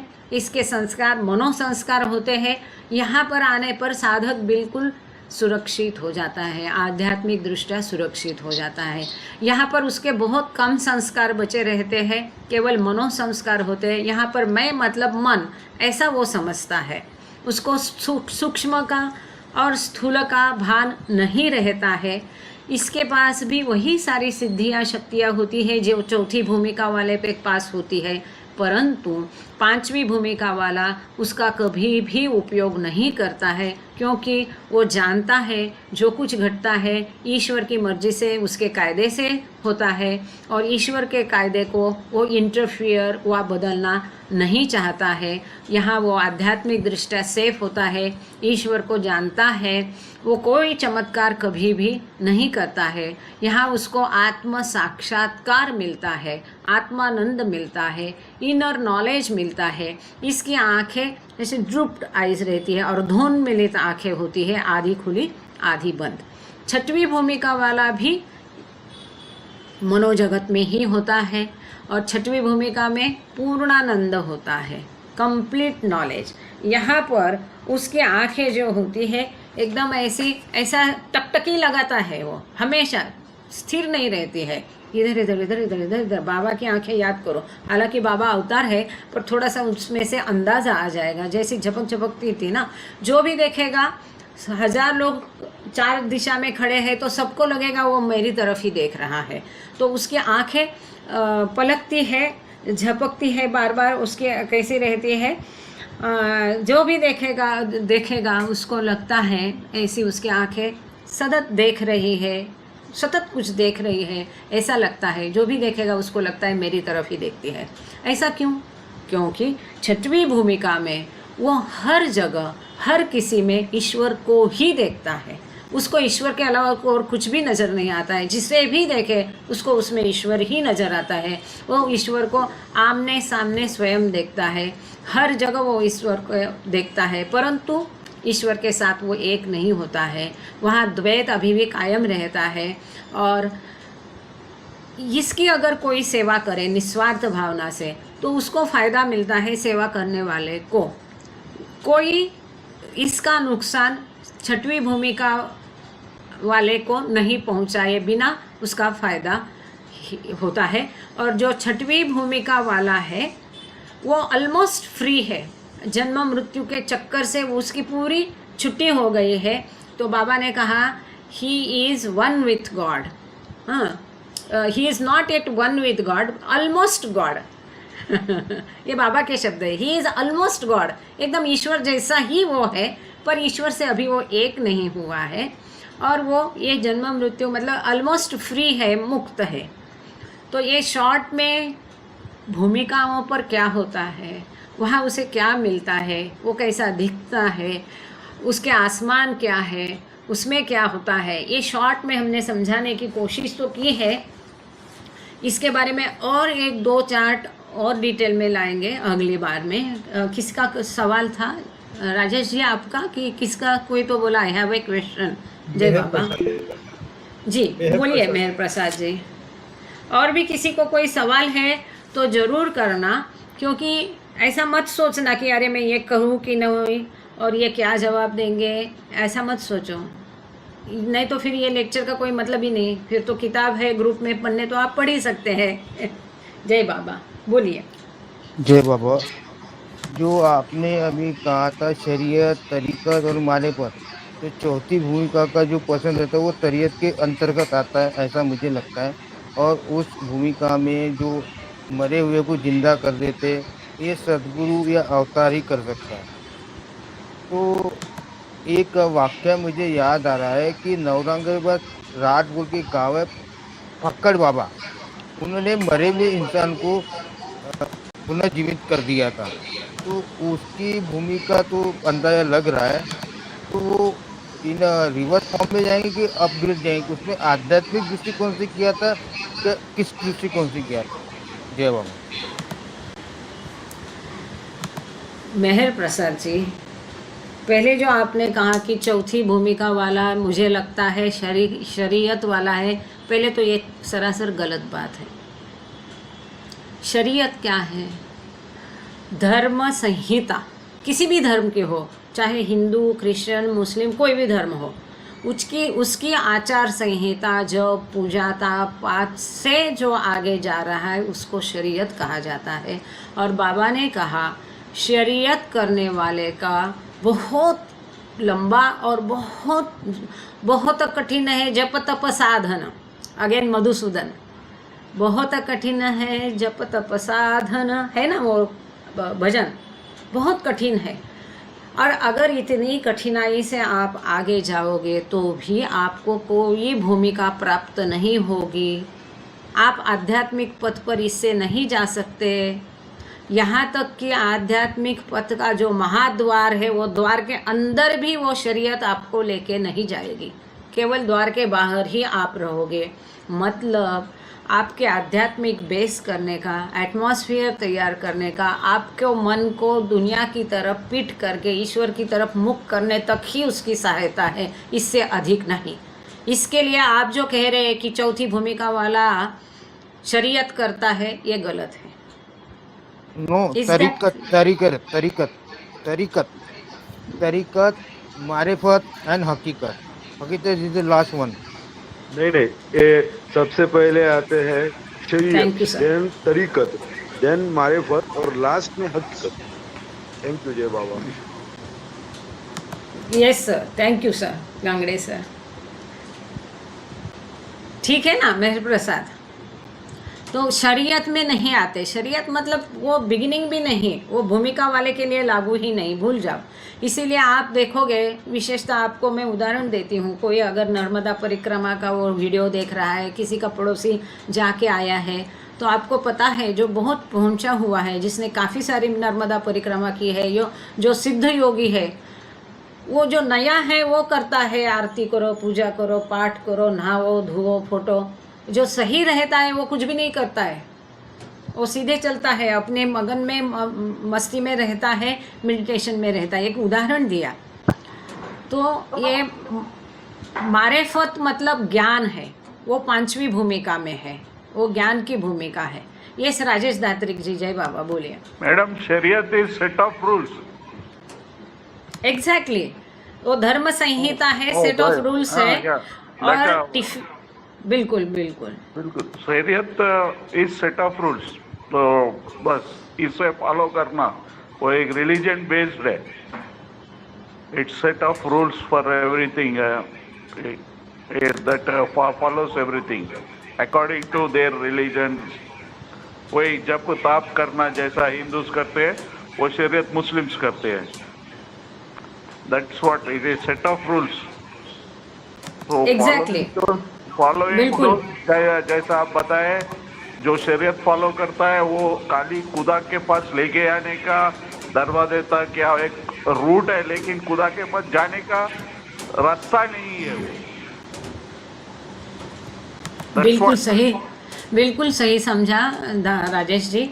और हम ये कर चुके हैं, आप लोगों को याद होगा टिफ़िन लेक्चर में बाबा ने इसको बहुत अच्छे से समझाया है, उसका पूरा चार्ट दिया है, हमने भी उसकी स्लाइड बनाई थी कि शरीयत। और बाबा ने यहाँ तक नहीं, बाबा ने ये भी कहा था कि जो अवतार या सदगुरु के मंडली जन है इनर वाले, उनको तो इससे कोई लेना देना नहीं।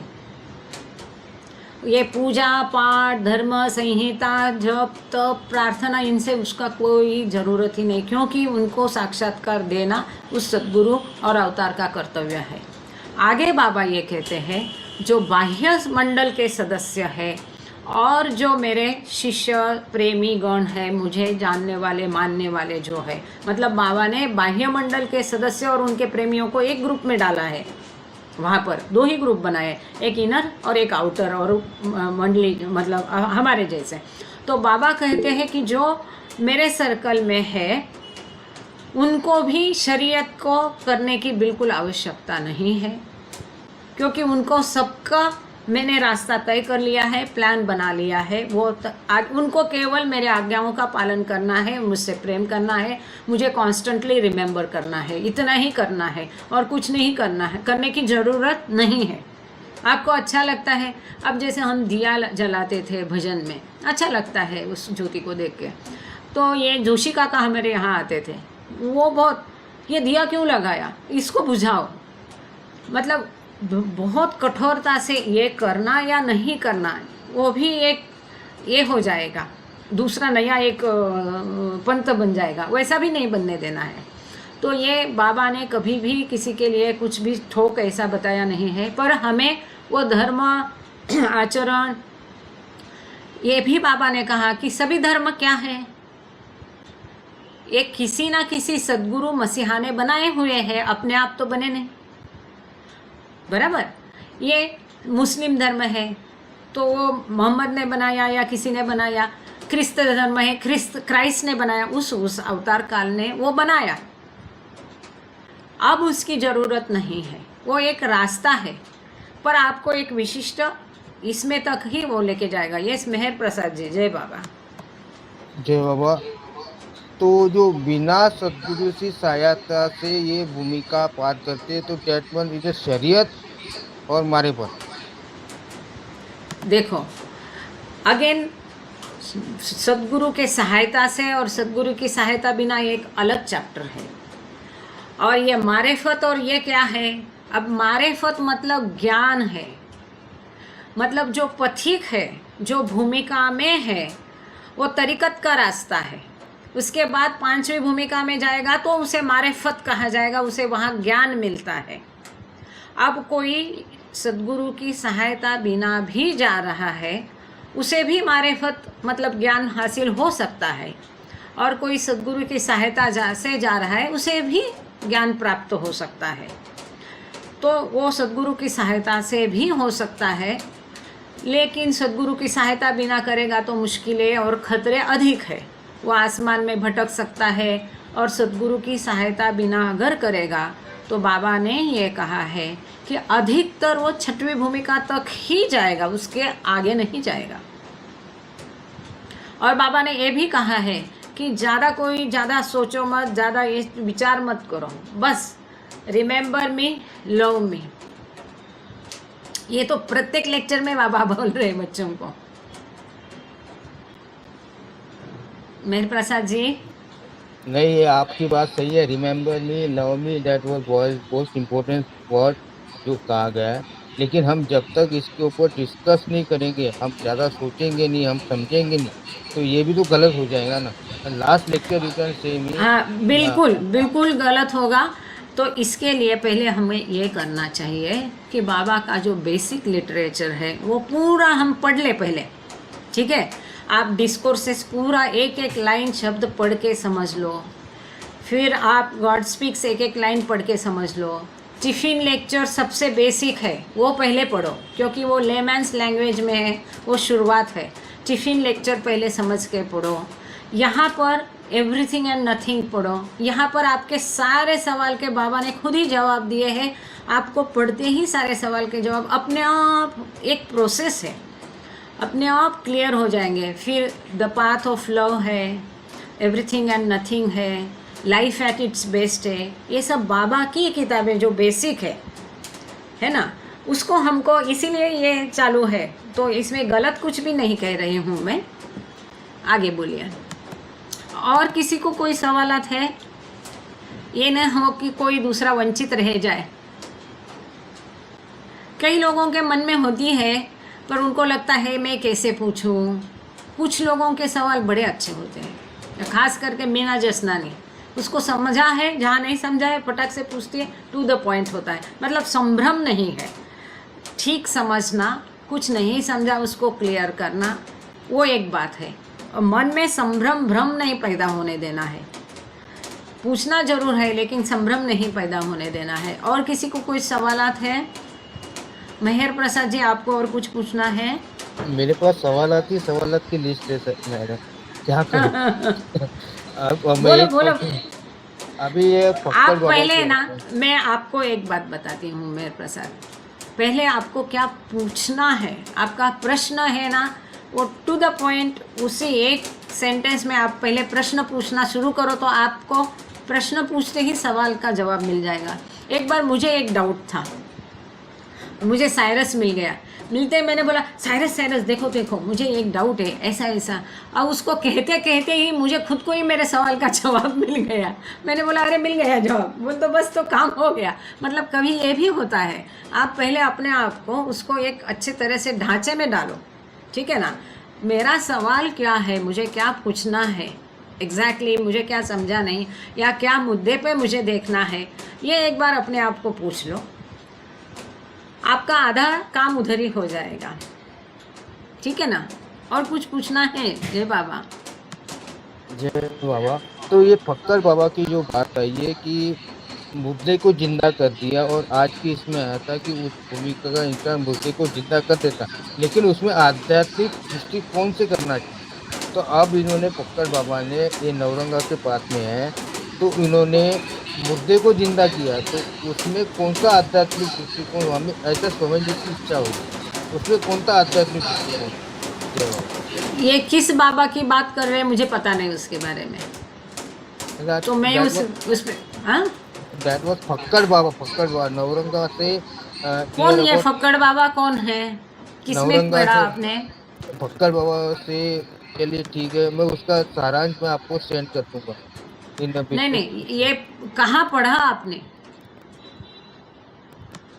ये हमारे नहीं, मैं वो कोई बाबा के बारे में कोई टिप्पणी नहीं करूँगी, क्योंकि मैं स्वयं जानती नहीं उनके बारे में। और ये बाबा ने कहा है, आपको किसी को पूछना भी नहीं और किसी के ऊपर कोई टिप्पणी भी नहीं करना, क्योंकि यदि वो सही में पहुंचा हुआ होगा, साधक होगा, और मैं टिप्पणी करूँगी तो मैं पाप की धनी हो जाऊंगी, बुरे संस्कार। अगर वो भोला मतलब भोंदू बाबा है और मैं टिप्पणी करूँ तो मैं उसके बुरे संस्कार ले लूँगी। तो मैं जो विषय में जानती नहीं उसमें मैं नहीं टिप्पणी करूँगी। जय बाबा। संतोषी वर्मा जी बोलिए। ये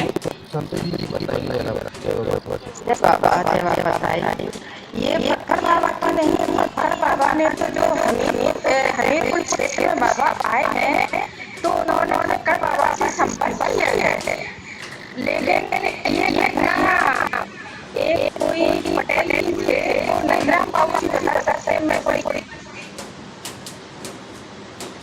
तो जो बाबा के भी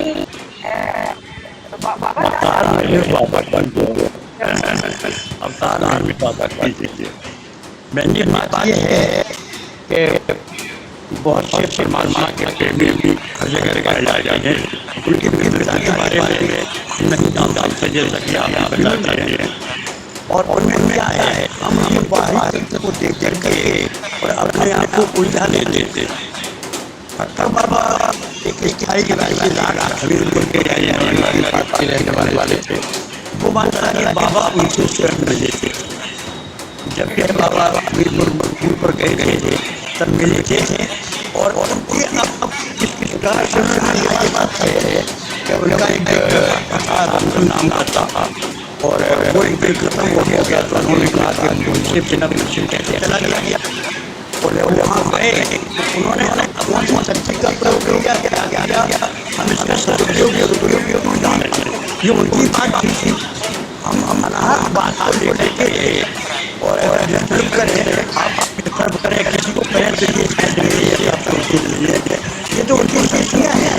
और कैसे क्या करते हैं, किस उद्देश्य से करते हैं, ये तो हम नहीं कह सकते। भाई ये बात पता है कि उन्होंने बड़े बड़े निधन किया था, तो अब जो है ऐसा कुछ नहीं हो रहा है। बल्कि एक बात जो है सबने हुआ था कि एक बच्चा खत्म हो गया था, उन्होंने संकीर्तन हो रहा था और फिर उन्होंने उस बच्चे को लेकर कीर्तन शुरू रखा, वो बच्चा जिंदा हो गया। तो बाबा ने उनसे कहा था कि उस बच्चे की जिंदा करने की खुशी नहीं, अगर तू मर जाता तो मुझे ज़्यादा खुशी होती, क्योंकि उसका बाबा है जानते, उसके आगे में जब हमारा कोई आदमी शरीर छोड़ता है उसमें प्रोग्रेस होती है, प्रोग्रेस होती है कि बाबा बहुत अच्छे जाते थे। और जब वो हम इन चीज़ों को नहीं जानते, एक बात बता दिया था, इसको जिंदा कर देंगे बच्चे को, याद बाबा की ख्याति बढ़ जाएगी, बाबा की प्रशंसा होगी, बाबा को लोग ज़्यादा याद करेंगे। तो उनका सोचना अपनी जगह पड़ता। तो उसके उत्तर में बाबा ने कहा था कि तू मर जाता मुझे ज़्यादा खुशी होती। थैंक यू नंदराम जी, सही है। ये घटना जो है वो सरपंच था ग्राम का, और ये बाबा का यहाँ पर मैसेज लेके अपने गए थे, और बरसों पहले हमने एलबी थाड़े जी से ये बात सुनी थी। और बाबा ने ये सही कहा था कि बाबा के उसको लगा कि ये नए लोग हैं और अब यहाँ पर फंस जाएगा तो लोग तो बाबा के खिलाफ हो जाएंगे। ये बात सही है, पर जैसा आपने कहा कि इन चीज़ों में क्यों फंसना है, हमारा डाइवर्शन क्यों करना है, फोकस क्यों बदलना है। ये भी एक प्रकार का आसमान है, इन आसमानों में नहीं उलझना है। एग्जैक्टली। और वो कोई चौथी भूमिका में हो, कौन सी भूमिका का वो उपयोग कर रहा है, कौन सी सिद्धि शक्ति का उपयोग कर रहा है, वो होगा भी चौथी भूमिका में, हमें क्या। अगर उसने, और एक बात है देखो, जो सद्गुरु है उसकी समाधि में उसका देह त्यागने के पश्चात शक्तियाँ होती है, परंतु उन शक्तियों का उपयोग करने का अधिकार नहीं रहता है। अब उसके जहाँ वहाँ समाधि पे कोई जाता है तो उसको फल कहाँ से मिलता है, उसकी भावना और श्रद्धा से उसको केवल भौतिक लाभ होता है, आध्यात्मिक कतई नहीं। जब तक सद्गुरु शरीर में है तब तक ही आध्यात्मिक लाभ देने की वो क्षमता रखता है। फिर भी ऐसे कोई विरला उदाहरण पाए जाते हैं जहाँ पर सद्गुरु की समाधि से किसी को आध्यात्मिक लाभ हुआ। तो बाबा कहते हैं ऐसे विरला एक्सेप्शनल केसेस हो। अब वो क्यों होते हैं ये भी बाबा ने बताया कि जब कहीं अगले जन्म में किसी कारणवश जिस सद्गुरु और वो बंदे का संबंध है वो अचानक से दुर्भाग्यवश किसी कारण से टूट गया, उसकी देहांत हो गया, ओके, और ऐसा संबंध कि उनका रिलेशन हाफ रह गया, आधा रह गया, तो ऐसे विरला केस में उस सद्गुरु की समाधि से उस चेले को आध्यात्मिक लाभ प्राप्त हो सकता है। अब ऐसा घटने वाला है, तब उसको टालने के लिए यदि उसने उसको जीवित किया तो हमें पता नहीं, हम कौन हैं, हम सामान्य व्यक्ति हैं। मुझे तो इतना मालूम है, बाबा उनकी बातें पढ़ना, समझना, सुनना, आगे बढ़ना, उसे कैसा प्रेम कर सकते हैं, उनकी त्रिसूत्री हम अमल में कैसा ला सकते हैं, उनको प्रेम कर कैसा बढ़ा सकते हैं, इसकी खाली चिंता करना है। बाकी सारी बातें एटलीस्ट मैं तो नहीं जानती हूँ और मैं उसमें रुचि भी नहीं रखती हूँ डिस्कस करने में। हालांकि मैंने पूछा सवाल पूछो, लेकिन वो सवाल हमारे विषय के बारे में है। अब वो स्पेसिफिक हो गया कि उसने उसको किसी को जीवित किया, ये तो मैं जानती नहीं। फिर वो चौथी भूमिका में है कि क्या है, मैं कैसा टिप्पणी करूँ। सो आई एम अनेबल, सॉरी, ठीक है। और किसी का, अब देखो हम वी आर नियरिंग, मुझे लगा था जल्दी ख़त्म पाएंगे, अब 6 ही मिनट बचे हैं। या तो हम अभी प्रार्थना आरती करते हैं या 6 मिनट बात करते हैं, आप चॉइस इज यूअर्स। जय बाबा, जय बाबा, कोई तो बताइए। 6 मिनट आवाज रही है। Thank you. 6 मिनट के बाद जी अवतार अच्छा, मेहर बाबा की जय। एक सबसे बड़ी 5 बात मिनट। तो हाँ हाँ बोलिए। हाँ, सबसे बड़ी बात तो ये है कि जो आसमान वाली बात चर्चा चली है और आपने बहुत अच्छे से बताया है और ये भी कहा है कि जो कुछ भी हो रहा है ये सब भास में है और भास में भास पैदा हो रहा है और उस भास में हम उलझ रहे हैं, जबकि बाबा हमें उस भास से निकालने के लिए हैं, उस भास से हमें निकालना चाहते हैं, लेकिन हम जानबूझ करके उस भास में उलझना चाहते हैं। तो और इसमें जो शरीयत वाली बात आई थी, तो शरीयत वाली बात में तो ये है कि शरीयत जो है हमें परमात्मा के विषय में समझ देता है, सिर्फ समझ देता है। और इसके बाद जो है जो तरीक़त आता है, तरीक़त हमें उसके बारे में जानकारी देता है। और ये जो है ये अलग अलग बस उसकी बात आ जाती है, तरीक़त और हकीकत वो हमारे वो का नाम के शरीयत। तो सबसे बड़ी बात है शरीयत जो है हमें ज़्यादा से ज़्यादा परमात्मा के बारे में समझ दे सकता है, इसके बाद ज़्यादा और कुछ नहीं। ये कहीं तक हमें ले नहीं जा सकता, ना ही हम इससे पार हो सकते हैं। और तरीक़त के द्वारा हम परमात्मा को देख सकते हैं, ऐसा कुछ है, सुना है आप लोगों के द्वारा। तरीक़त के द्वारा हम परमात्मा को देख सकते हैं और मारिफत के द्वारा हम परमात्मा को जान सकते हैं। हकीकत के द्वारा परमात्मा का साक्षात्कार होता है। और अगर शरीयत की बात करते हैं तो शरीयत हमारा एक शुरुआत का एक जैसे कि मकान बनाते हैं, मचान टाइप का काम करता है, और जब मकान बन जाता है तो मचान को हटा देते हैं। तो शरीयत हमें जैसे जो बनाया जाए कहीं तक नहीं ले जा सकता है। ये मार्ग अत्यंत कठिन और अनिश्चित भी है, इसके द्वारा परमात्मा की कभी प्राप्ति नहीं होती। बहुत बढ़िया नंदराम जी। हाँ जय बाबा। किसने माइक खोला था? हाँ बहुत बढ़िया। और बाबा ने देखो जब ये मंडलीजन बाबा मंडलीजनों के साथ यहाँ पर न्यू लाइफ में थे और ब्लू बस में थे, तो हरिद्वार में वगैरह बाबा ने दिखाया मेरा मई मनीमयी वुमेन मंडली को कि देखो कितने योगी किस तरह से कष्ट करके साधना कर रहे हैं, जप तप कर रहे हैं, लेकिन मैं उनको प्राप्त नहीं हूँगा। ये बाबा के शब्द है, मैं उनके लिए नहीं हूँ, वो मुझे नहीं देख सकते हैं। ये बाबा के स्वयं के शब्द है, क्योंकि उनको क्या कुछ साध्य करना है। हमें साध्य की अपेक्षा ही नहीं रखनी है। निस्वार्थ निरपेक्ष प्रेम क्या है? जो देना जानता है, लेना नहीं जानता है। हमें कुछ भी नहीं चाहिए, ना ज्ञान चाहिए, ना मोक्ष चाहिए, ना मुक्ति चाहिए, कुछ भी नहीं। जबकि बाबा कहते हैं कि हर किसी को मोक्ष की, गॉड रियलाइजेशन की तरफ कोशिश करना चाहिए, वो उसकी ख्वाहिश करना चाहिए, तो हम करेंगे जो वो चाहेंगे, वो हम करेंगे।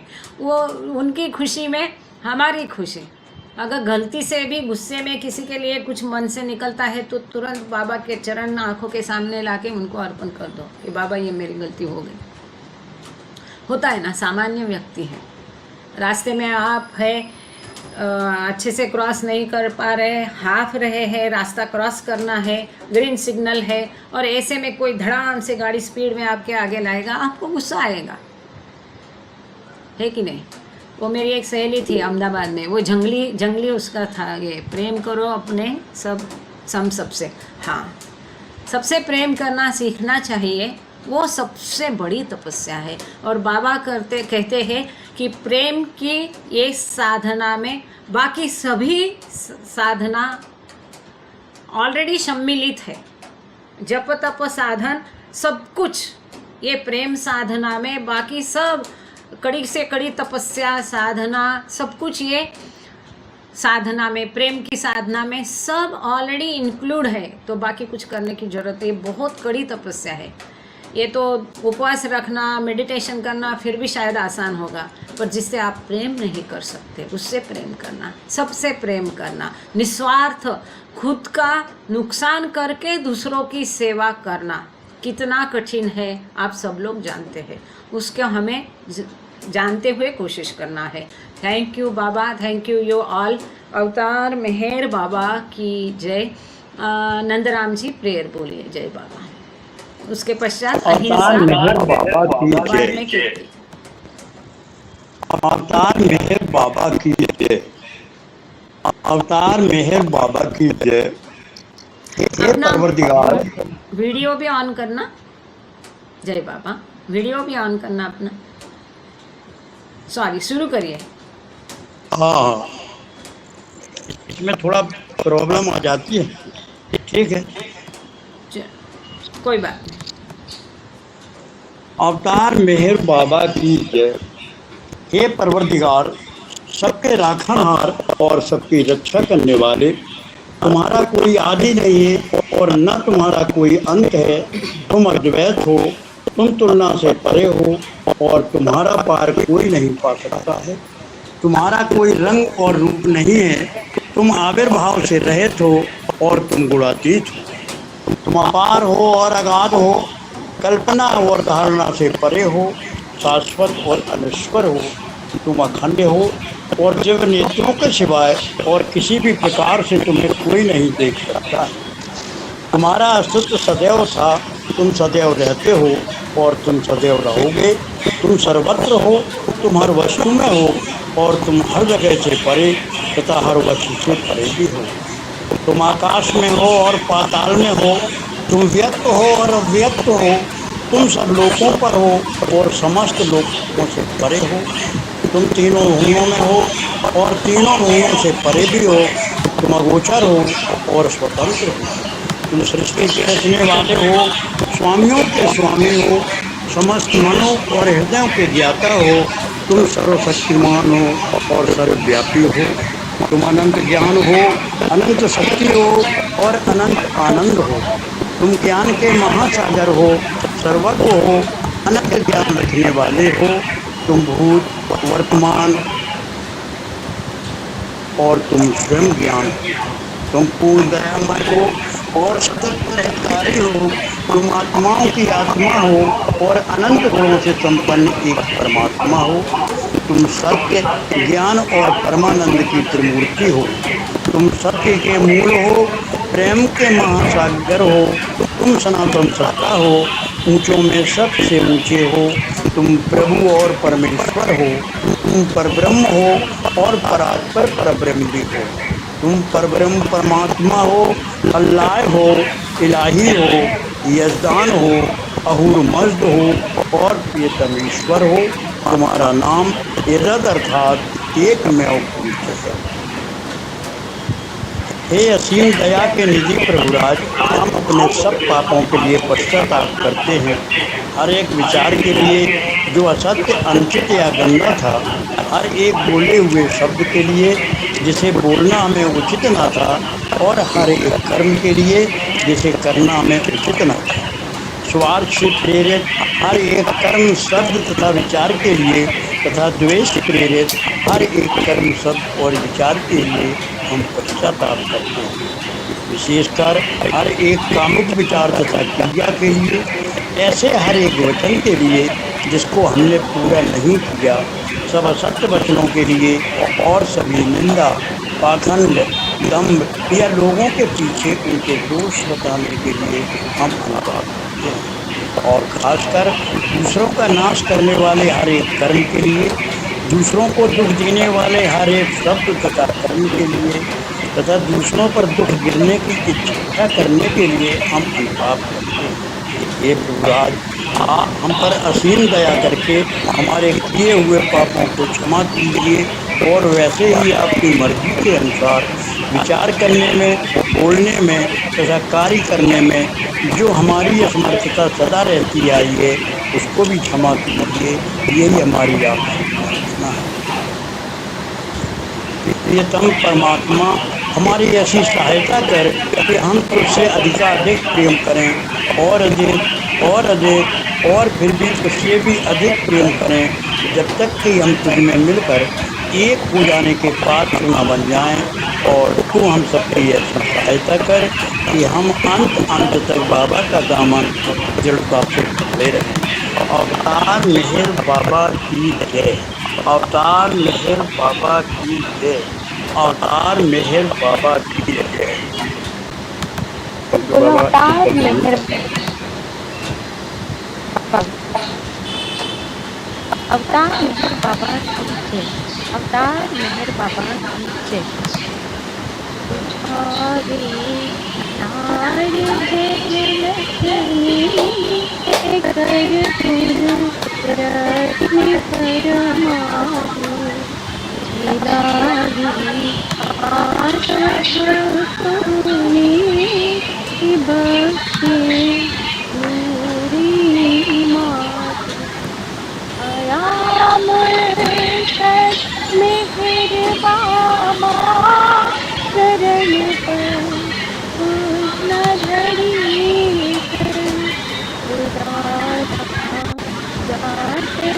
की माँ के पतले तो मेहर तुझे मालिक हकीकत लो तो आके जीने और कहीं तुझे हरिया अवजत मार कतनो कोई पुकारे हमो रहे रब में ऐसा बख्श दे ज्ञान गदन के तू परी आत्मा रानी से ले तारे रफात उदाना प्रेमलो प्यालो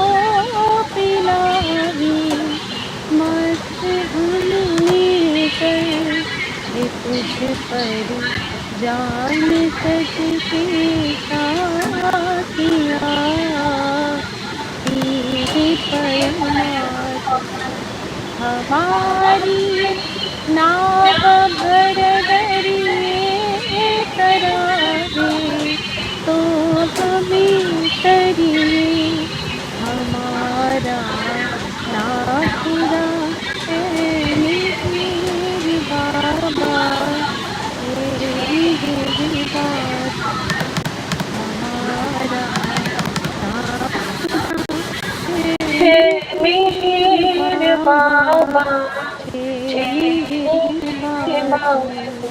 बुझावे नार जहलतनी कर खुद रत्न परमाते छलाही आशा सोने की बख्शे नूरे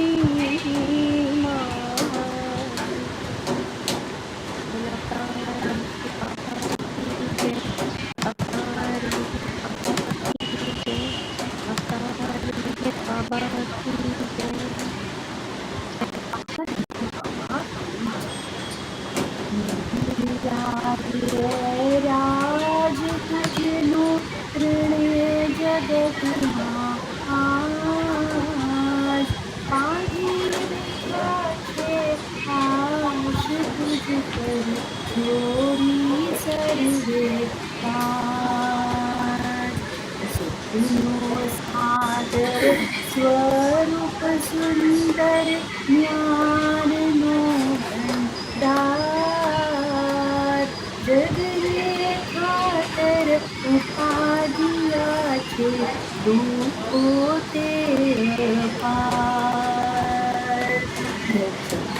तारी रुचावे सर्वे देवो ने बदकार सुख शांति बख्शे छे तू सौ संतो बेगागरी हम बंधो ने सर्वे देखाड्यो अद्भुत सार श्री हमने संत मात तेश्वरी अवतार। राज राज तुझनो त्रये जगत महान। बाकी विनाथे आश तुझनो छोड़ी सरसरियान। भेद से दूर करीने सीधा सर एक साथ करो खुदानो ध्यान बच्चों तेरो मेरा। हरण करीने ताप्या पाप अपार। सर्वे सुखो ना भोगे मीठाक्षे उपकार। मेरे राज राज तुझनो त्रये जगत महान। बांधी बिठाए आकाश छोड़ी सरसरियान। शरण तुझे सर्वे जेओ रहे छे तुझनी पास। बहे छे तेओ अंजान जेओ नदाने तुझनी खास। रच भाजी तरे तरेनी राखी एक विचार। बचावे जीवा तुड़ावे सांकड़ी आवीने प्यार। राज राज तुझनो त्रणे जगत महान। बाकी बैठा छे आश तुझ पर छोड़ी सरसरियान। अर्ज हमारी कबूली दे जो तरावी हमने पार। सर्वेश्वर नामानिक जो चमे जगना तारणहार। तलुग तुम्हारी करे छे फूल संतों ने जरदार। कर नसीब सेवा तुझनी ओ खुदाई अवतार। राज राज तुझनो त्रणे जगत महान। पानी बैठा आकाश तुझ जोड़ी सरसरियान। सुख सागर स्वरूप ज्ञान भंडार। जगने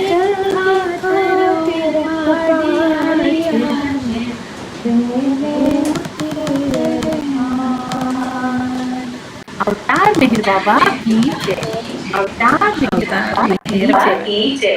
अवतार मेहर बाबा की जय. खूप छान दोघींनी पण मी अहिंसा केतकी नंदरामची प्रार्थना पण थँक्यू गर्ल्स. थँक्यू ताई, तुम्ही इतकं छान एक्सप्लेन करता. अरे बाप रे, खूपच सुंदर. अगदी बाबांनी जसं सांगितलंय तसं अगदी तंतोतंत.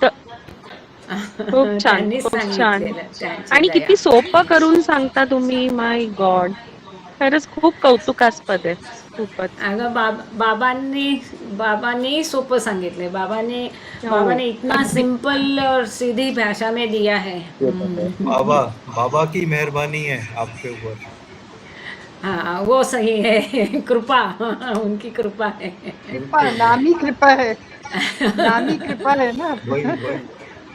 मेहर कृपा है. मेहर कृपा, मेहर की कृपा है. ये बाबा ने कहा था पहले मेहर जोड़ने के लिए. हाँ लेटर नेहा। आया, हाँ सबके हाँ, नाम के फिल्म में। हम लोग की भी पेंशन्स के जुड़े हैं। मेहर कृपा है जी, मेहर की कृपा है आप। हाँ जय बाबा। मेरा माई को बहुत पसंद था नाम, जब भी मिलते थे हमेशा बोलते थे बहुत सुंदर नाम है, हर बार बोलते थे। जय बाबा, सबको जय जय बाबा। बाबा, जय बाबा। जय बाबा, बहुत जय सुंदर। बाबा, जय बाबा। छान कीर्ति पांड्या, थैंक यू सो सबको मच। जय बाबा। जय बाबा, जय बाबा, जय बाबा माता दी। जय बाबा, जय बाबा, जय बाबा, जय बाबा, सबको जय बाबा, प्रेम से जय बाबा। अवतार मेहर बाबा की जय, बाबा अवतार मेहर बाबा की जय, अवतार मेहर बाबा की जय। जय बाबा, जय बाबा, जय बाबा, जय बाबा, जय बाबा।